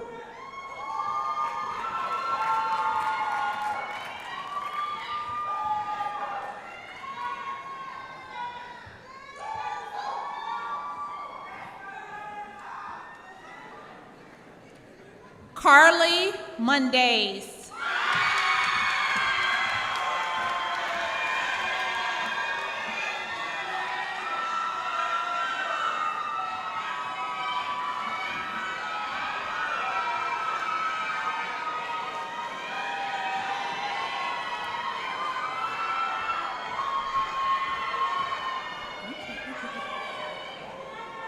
And Joseph Walker.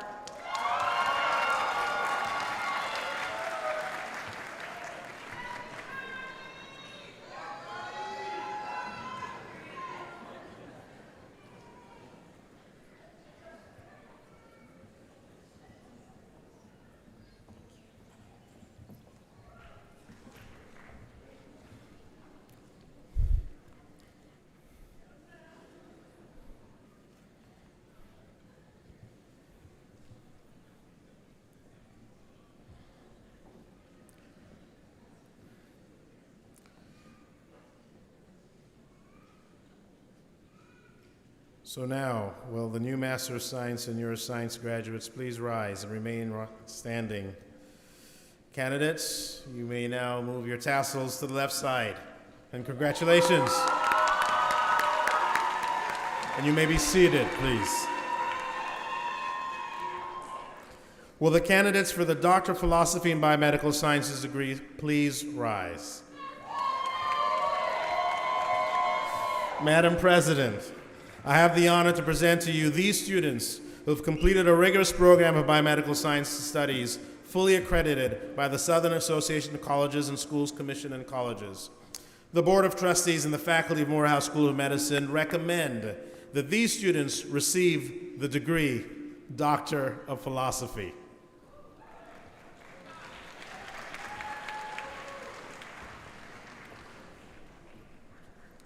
Upon recommendation of the faculty of the School of Medicine, and by the virtue of the authority vested in me by the Board of Trustees, I confer upon you the degree of Doctor of Philosophy with all the rights, privileges, and responsibilities thereunto appertaining.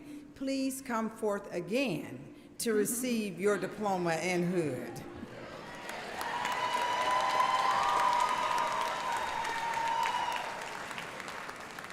Dr. Jade Avery.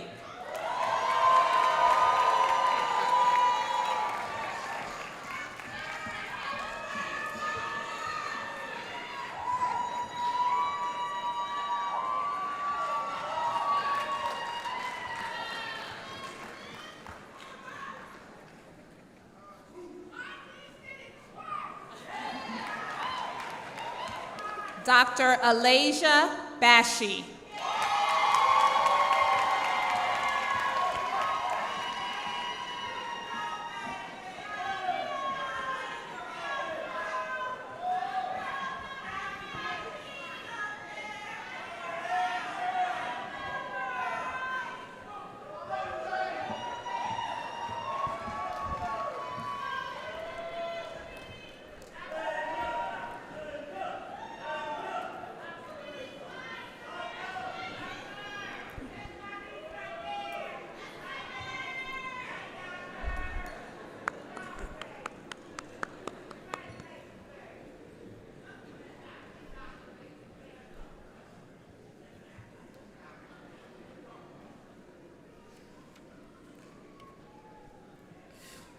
So will the new Doctor of Philosophy graduates please rise again? And you may move your tassel to the left side. And congratulations. Dr. Eatman Daniels, if you can join me at the podium, please.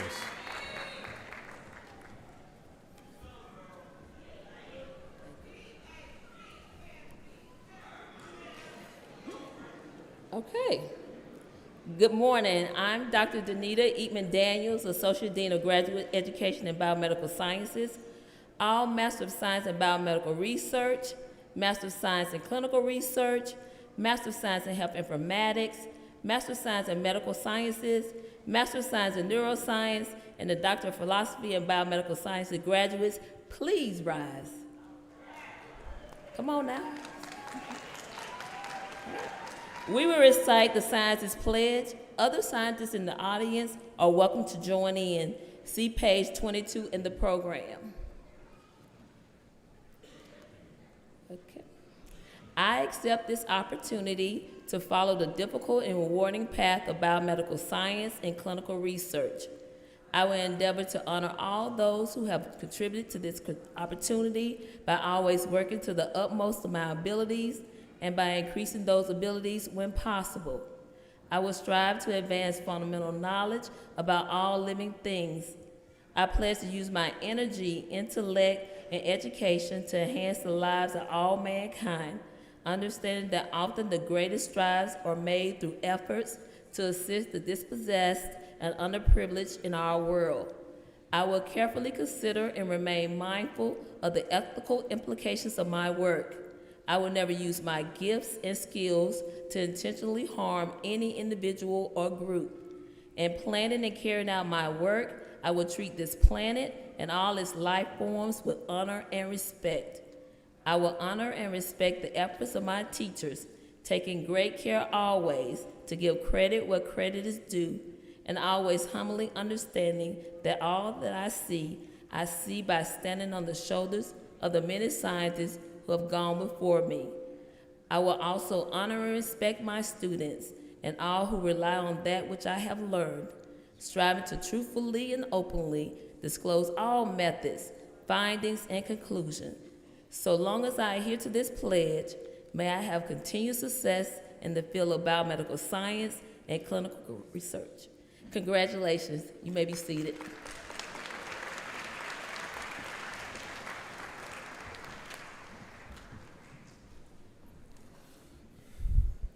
We're almost there. Will the candidates for the degree Doctor of Medicine please rise?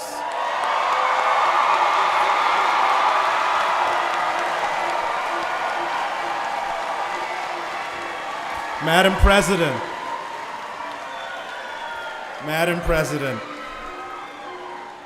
I have the honor to present to you these students who finally completed a rigorous program of medical studies, fully accredited by the Liaison Committee on Medical Education. The Board of Trustees and faculty of Morehouse School of Medicine recommend that they receive the degree Doctor of Medicine.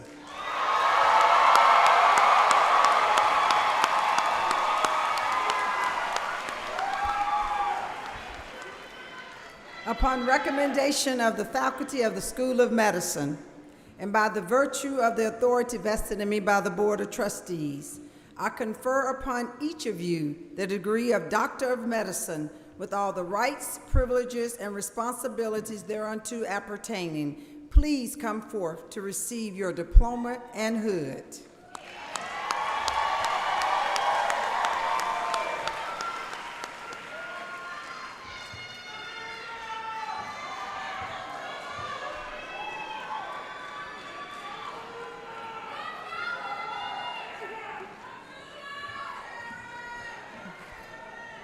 Dr. Taryn Adams.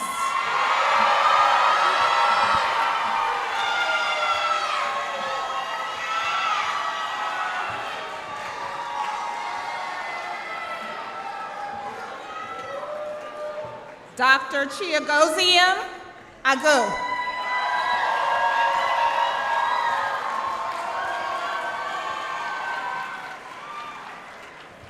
Dr. Andrea Antoine.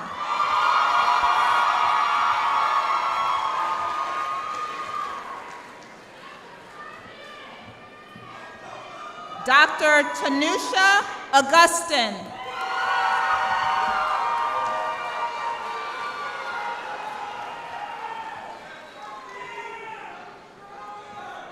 Dr. Valerie Barr.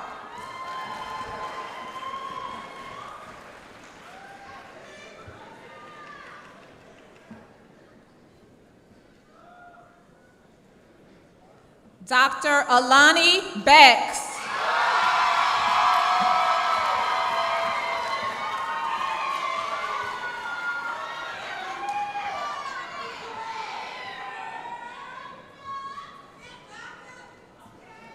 Dr. George Bashara.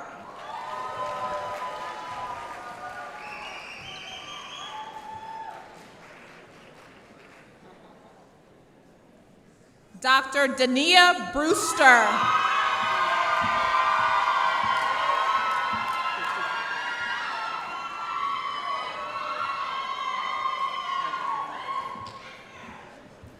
Dr. Kevon Bryant.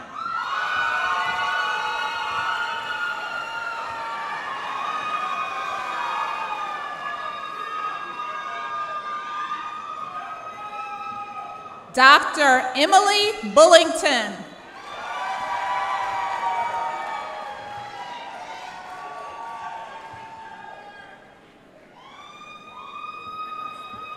Dr. Austin Casillas.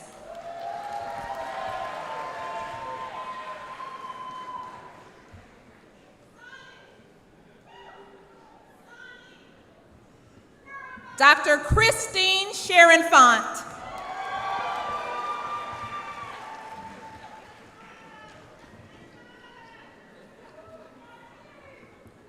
Dr. Brandon Chieto.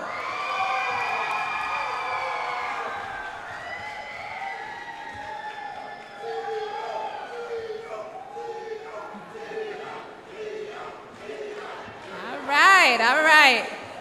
Dr. Diamond Clark.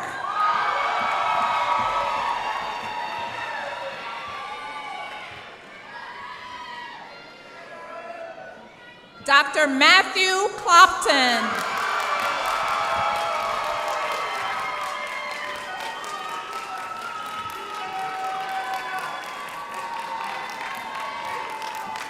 Dr. Aaron Collins.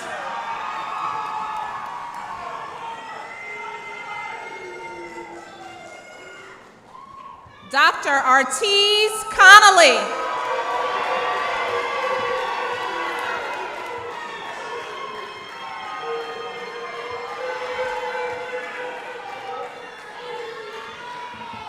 Dr. Sean Crowley.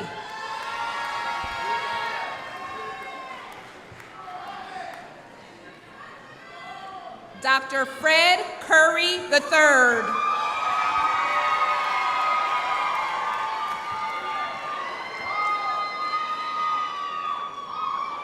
Dr. Symphony Davis.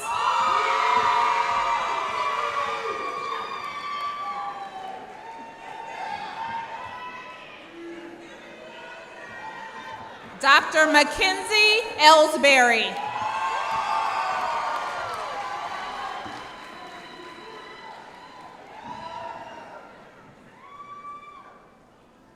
Dr. Tope Ilotilo.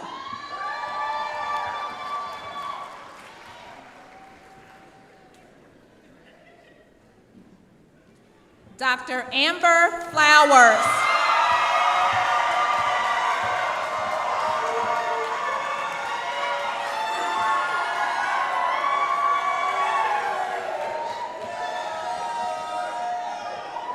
Dr. Diana Guijarro Gaete.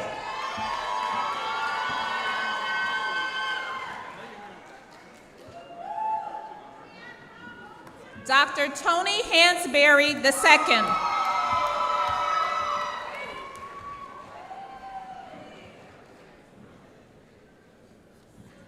Dr. Akire Harris.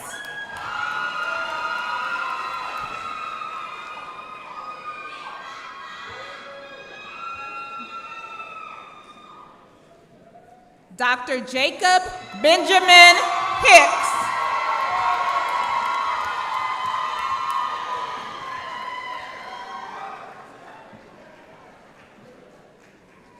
Dr. Nicholas Holloway.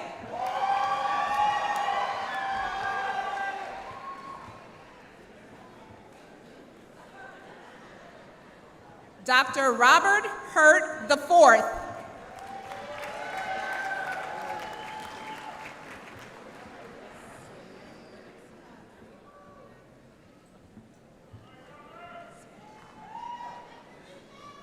Dr. Samira Isabube.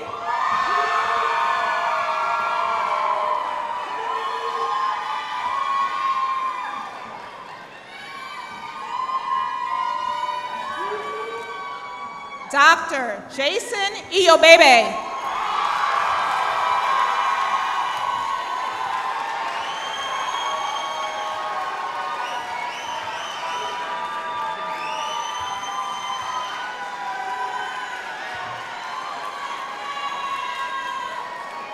Dr. Nabil Janjua.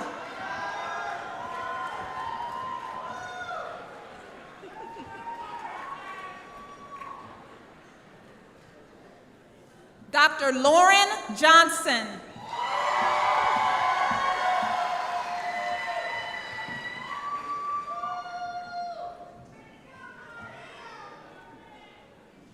Dr. Bridget Kiyoko.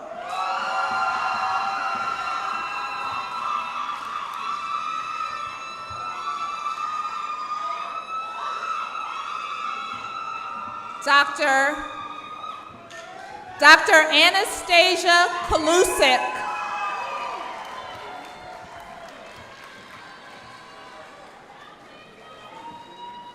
Dr. Rashid Logan.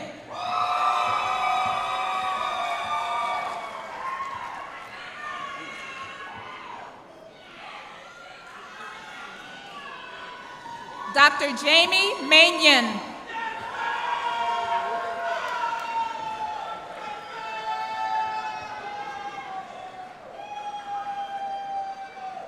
Dr. Justin Maldonado.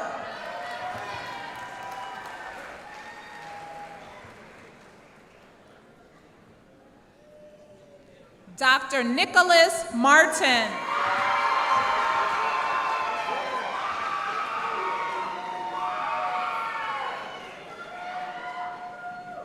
Dr. Minnie Mitchell.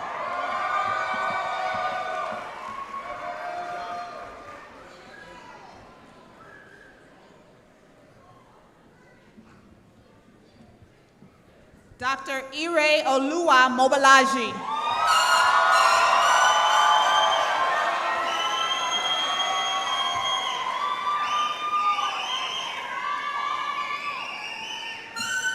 Dr. Adam Munoz.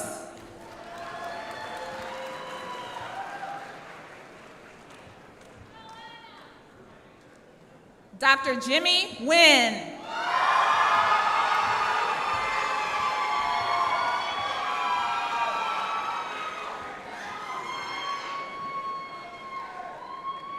Dr. Conrad Jampha.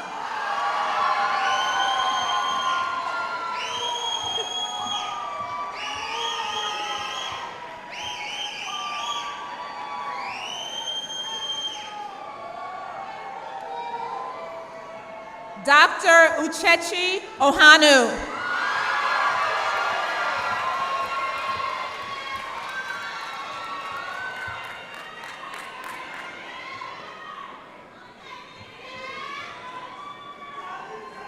Dr. Chidi Ojukwu.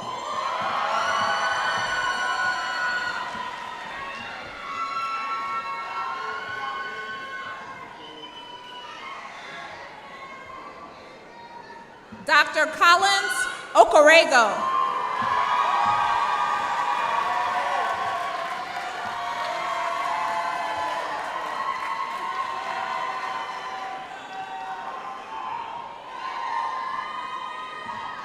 Dr. Hui Jean Uwe.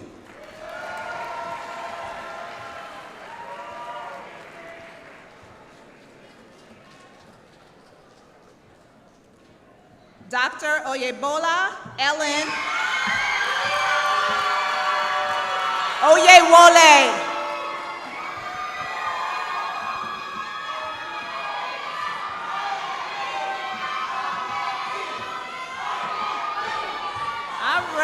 All right, thank you. Dr. Nia Placide Harper.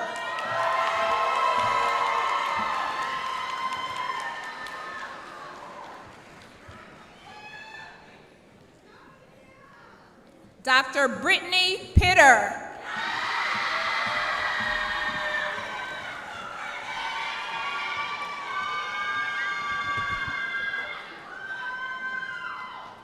Dr. Margot Powell.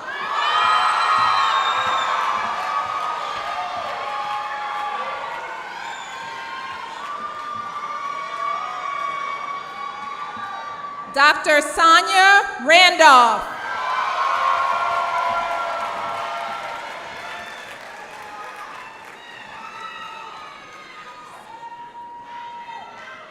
Dr. Jessica Robinson.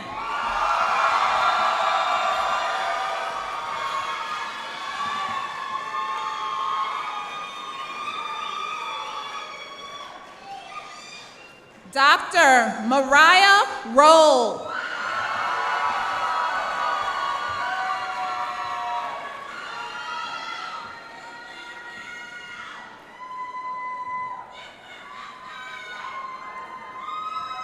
Dr. George Sankar.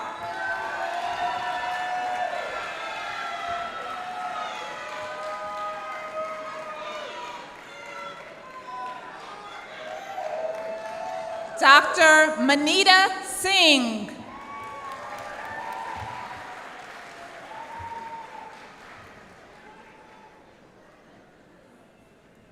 Dr. Yassine So.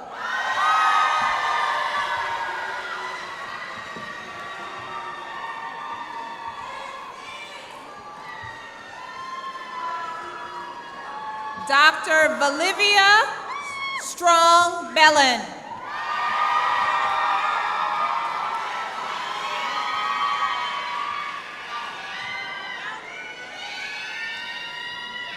Dr. Lariah Thornton.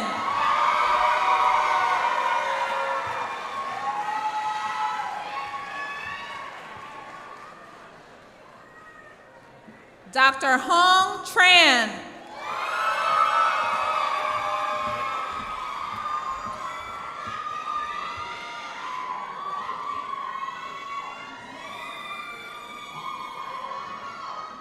Dr. Didi Uday.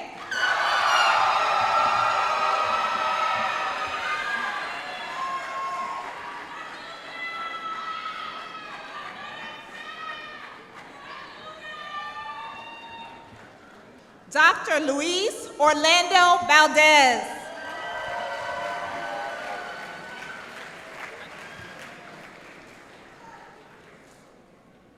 Dr. Venetia Waiters.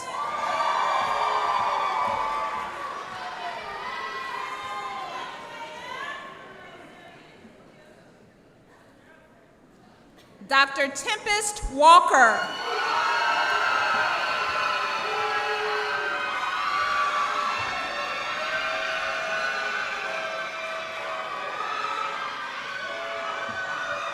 Dr. Valdemar Wani.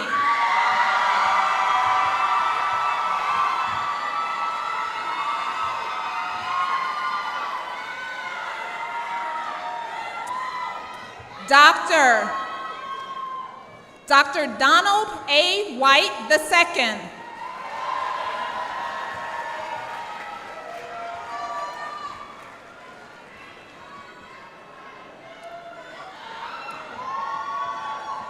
Thank you. Dr. Darius Whitmore Carter.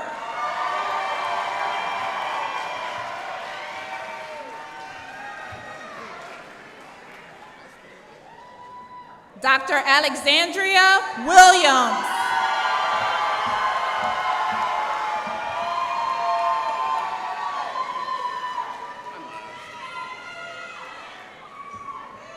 And Dr. Evan Woodard.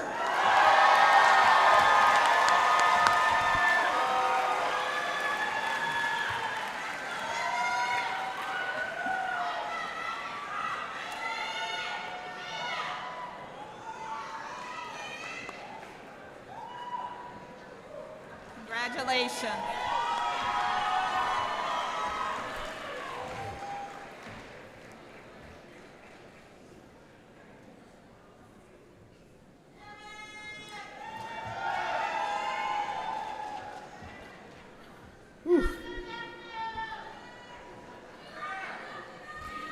We made it.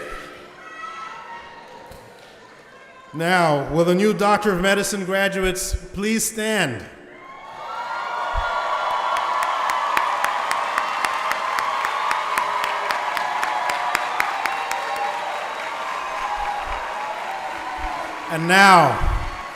And now you have the privilege of moving your tassels to the left side. Congratulations.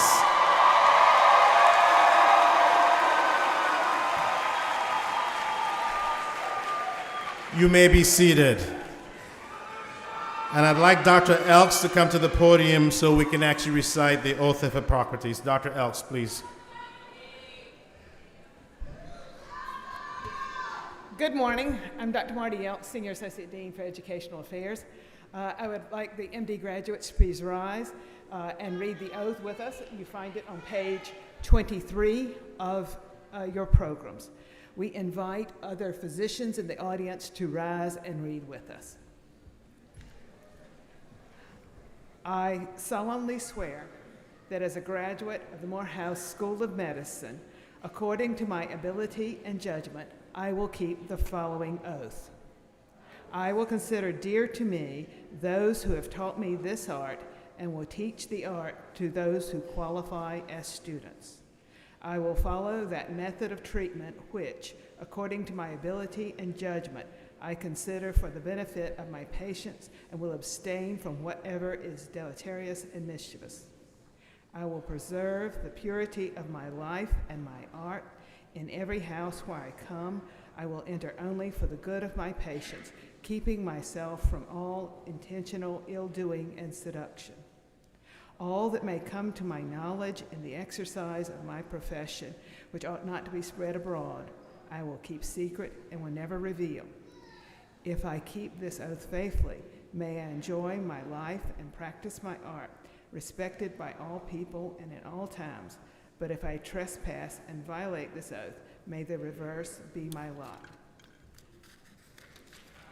Congratulations. You may be seated. So congratulations again, yes, and please be seated. So I'd like to welcome Dr. Frank Jones, who is the President of the Alumni Association, to the podium. Dr. Jones.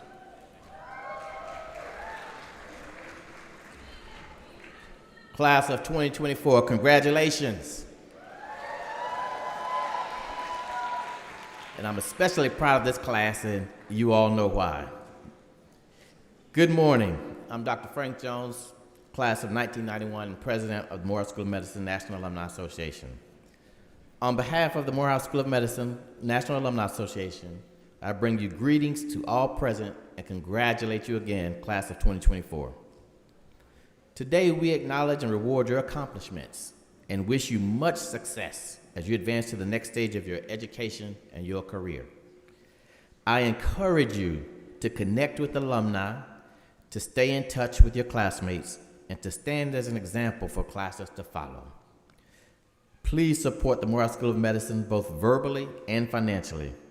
Remember, without your demonstrated support, we cannot expect others to sustain that which is yours and that which has profoundly changed your life.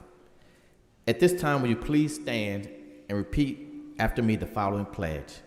And will all alumni in the audience please stand as well?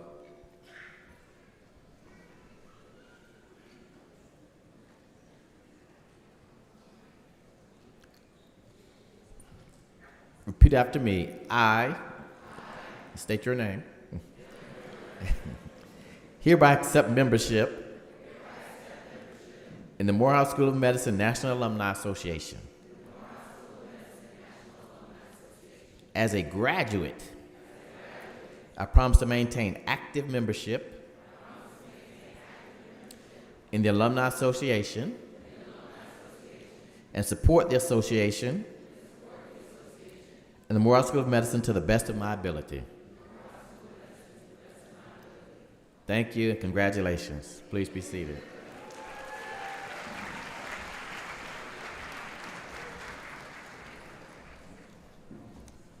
Thank you, Dr. Jones. Before I give my charge and closing remarks to the class of 2024, I want to take the time and acknowledge Morehouse School of Medicine alumnus and the 2024 MSM's Distinguished Alumni Award recipient, Dr. Marcus Brown, class of 1998. If you're in the audience, please stand and be recognized. We're gonna clap for you anyway. This distinguished award is the highest honor an alumnus can receive and is particularly significant because the winner is selected by his or her peers. Dr. Marcus Brown, thank you for all you do to advance the mission of Morehouse School of Medicine, and I am confident you will continue to bring honor to Morehouse School of Medicine. To the class of 2024, you did it.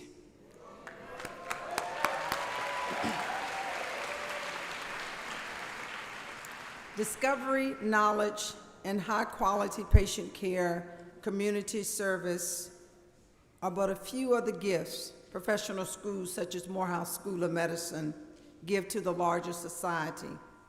Our grandest gifts to the world, however, are the students we educate, you, the class of 2024. You now join those of us who are privileged to practice medicine, continue the art of discovery and caring. It is truly a privilege and honor to serve others through the healing arts and the quest for knowledge through discovery by addressing socioeconomic factors which impact the underserved and provide them with the ability to reach their optimal level of health. With your graduation, though, comes responsibility. The responsibility to engage with each person in front of you and think, based on who's sitting in front of me, what's possible. And to look at them with no limitations as you listen to their story.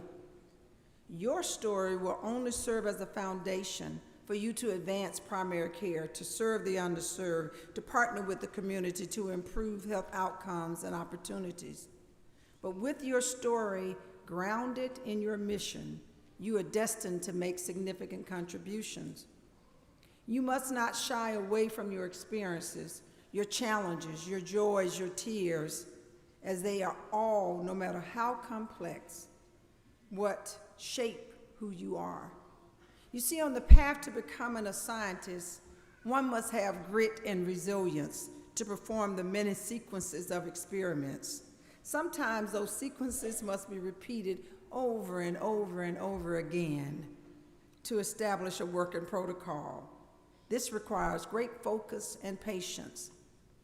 Graduates, your desire to make an impact will be tested repeatedly, but the significance of discovery to advance the mission of health equity is the call you have heeded, whether it be by the bedside, the bench, the political office, or in the community. We are obligated to answer the call, as this is our oath. The best way for us to carry on and to support the memory of one that walked on the path of greatness is to be great ourselves and to do great things. It is at that moment you will begin to understand that there is a difference between knowledge and learning. Remember that gaining knowledge is what you have accomplished by attending Morehouse School of Medicine, but the learning is the testing of that knowledge gained. Graduates, you will begin to understand how to extend your medical knowledge to assist patients in realizing their optimal level of health as you partner with them, co-creating solutions that are unique to their circumstances and one that transitions them to health equity.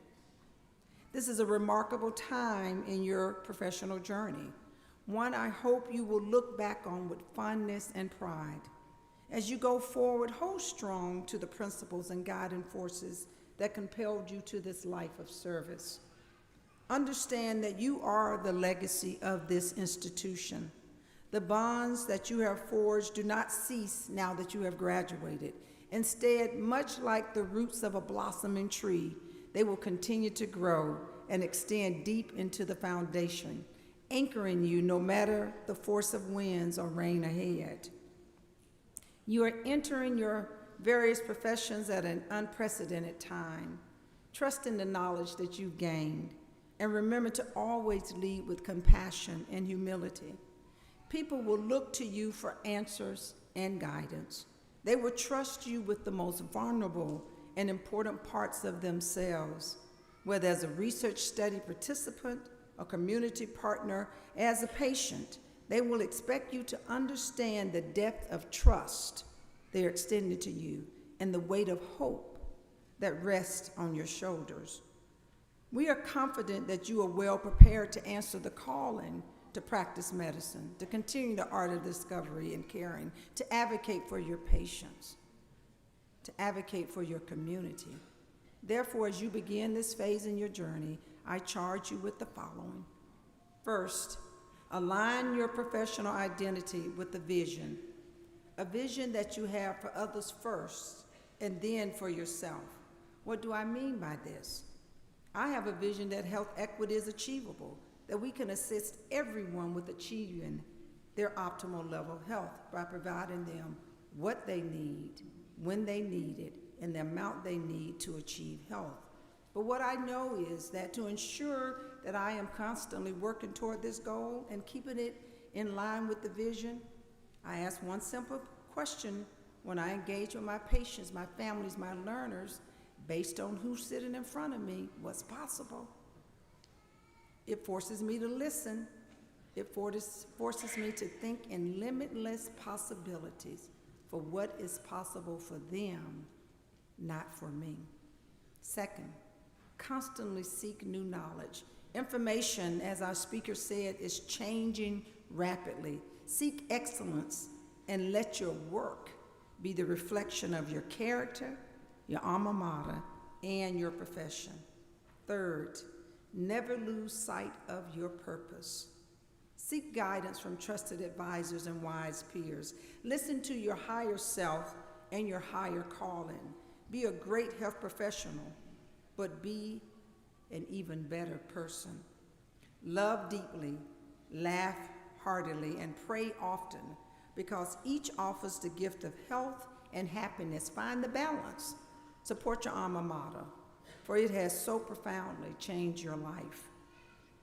Fourth, remember to take care of yourself.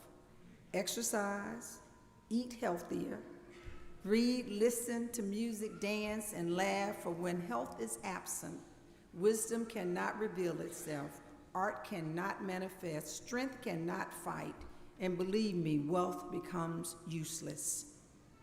And finally, leave a good legacy and make sure the lives you touch and the places where you serve are better because you were there. Remain humble, for you will have many answers, but certainly not all of them. Be of service to others. You are not the center of the universe, but a servant of it. When you enter a room, don't say, "Here I am." Say, "How can I help you?" Graduates of the class of 2024, you have a well-earned place in this global community and among the men and women who will practice the healing arts and sciences, who will serve as advocates for the community, who will transform this world. Go with God, and may you and your families be richly blessed. Well done. Thank you.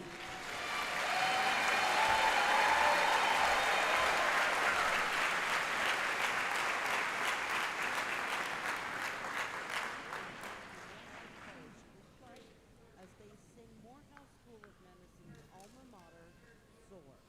The song is printed on pages 36 and 37 in the program. Following the alma as Reverend Father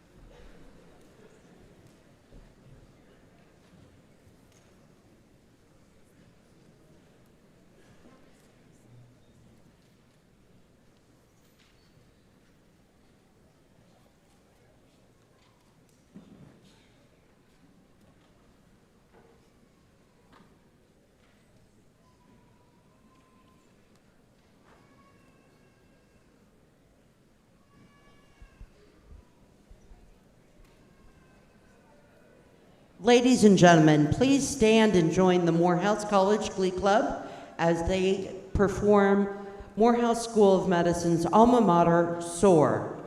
The song is printed on pages 36 and 37 in your program. Following the alma mater, please remain standing as Reverend Crawford delivers the benediction.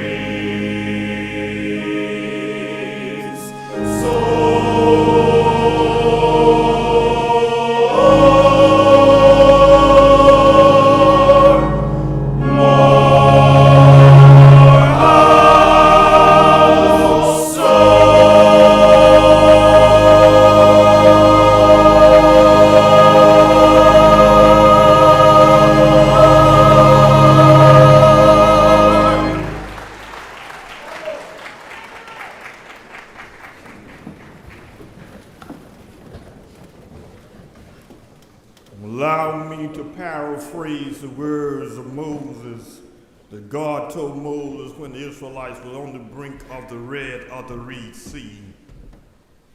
Tell the graduates to march forward to bring forth healthcare equity and justice.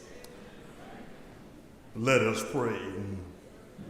God, we have gathered in your name to experience the joys of achievement, the satisfaction of accomplishment. And as we scatter to go to our various locations, let us never forget this is not our final destination. This is commencement, a day of new beginnings. And as we have a few more rivers to cross, a few more mountains to climb before healthcare becomes a reality to all people. And so, God, we hear the mandate that we march forward. We hear the mandate. We will march forward until justice and healthcare is a reality. We will march forward to stand in the gap for young men who stand at risk for being victims of violence. We will march forward. We will march forward until police brutality is broken by prayers and by actions. We will march forward. We will march forward to Medicaid and Medicare available in every state and every sector of this nation. Let us march forward till mothers and fathers will not have to say goodbye to young men who are the victims of senseless violence. Let us march forward, oh God, until the innocent men, women, and children across this world are not collateral damage or those who will continue to practice war. Let us march forward, God, until love become the theme of the day. Let us march on to help the children become healthy adults. Let us march on until entrepreneur opportunities can be realized where the poor are and they can too enjoy the wealth of this world. Let us march on until men and women are gainfully employed and with a livable wage. And let us march on through our fears and our trepidations and our challenges. And God, as we march forward in your name, I ask God that you will make us exemplars of the good. So God, be in our hands that we may do the good. God, be in our feet that we may walk towards the good. God, be in our eyes that we may see the good. Be in our ears that we may hear the good. And God, be in our tongues that we may speak the good. And by all means, God, be in our heart that we may love the good. It is in your name we pray, and when that day comes, when we no longer will fight the healthcare battles and we must stand before you, let us hear your voice on that day saying, well done, my healthcare servants. Give God a hand clap for this day. Hallelujah. Now let us receive Dr. John Patterson. Give God a hand clap for him.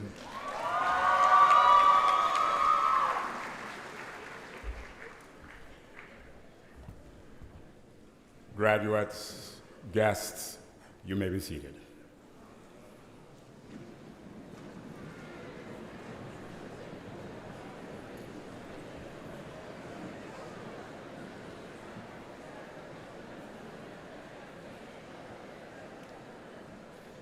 Graduates, may you just hold your seats for a moment. Just hold your seats for a moment. Graduates, we are proud of you.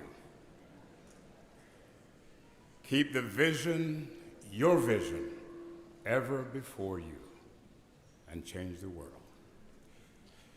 Please note that there will be a reception at the Morehouse School of Medicine in the National Center for Primary Care building. We'll see you there.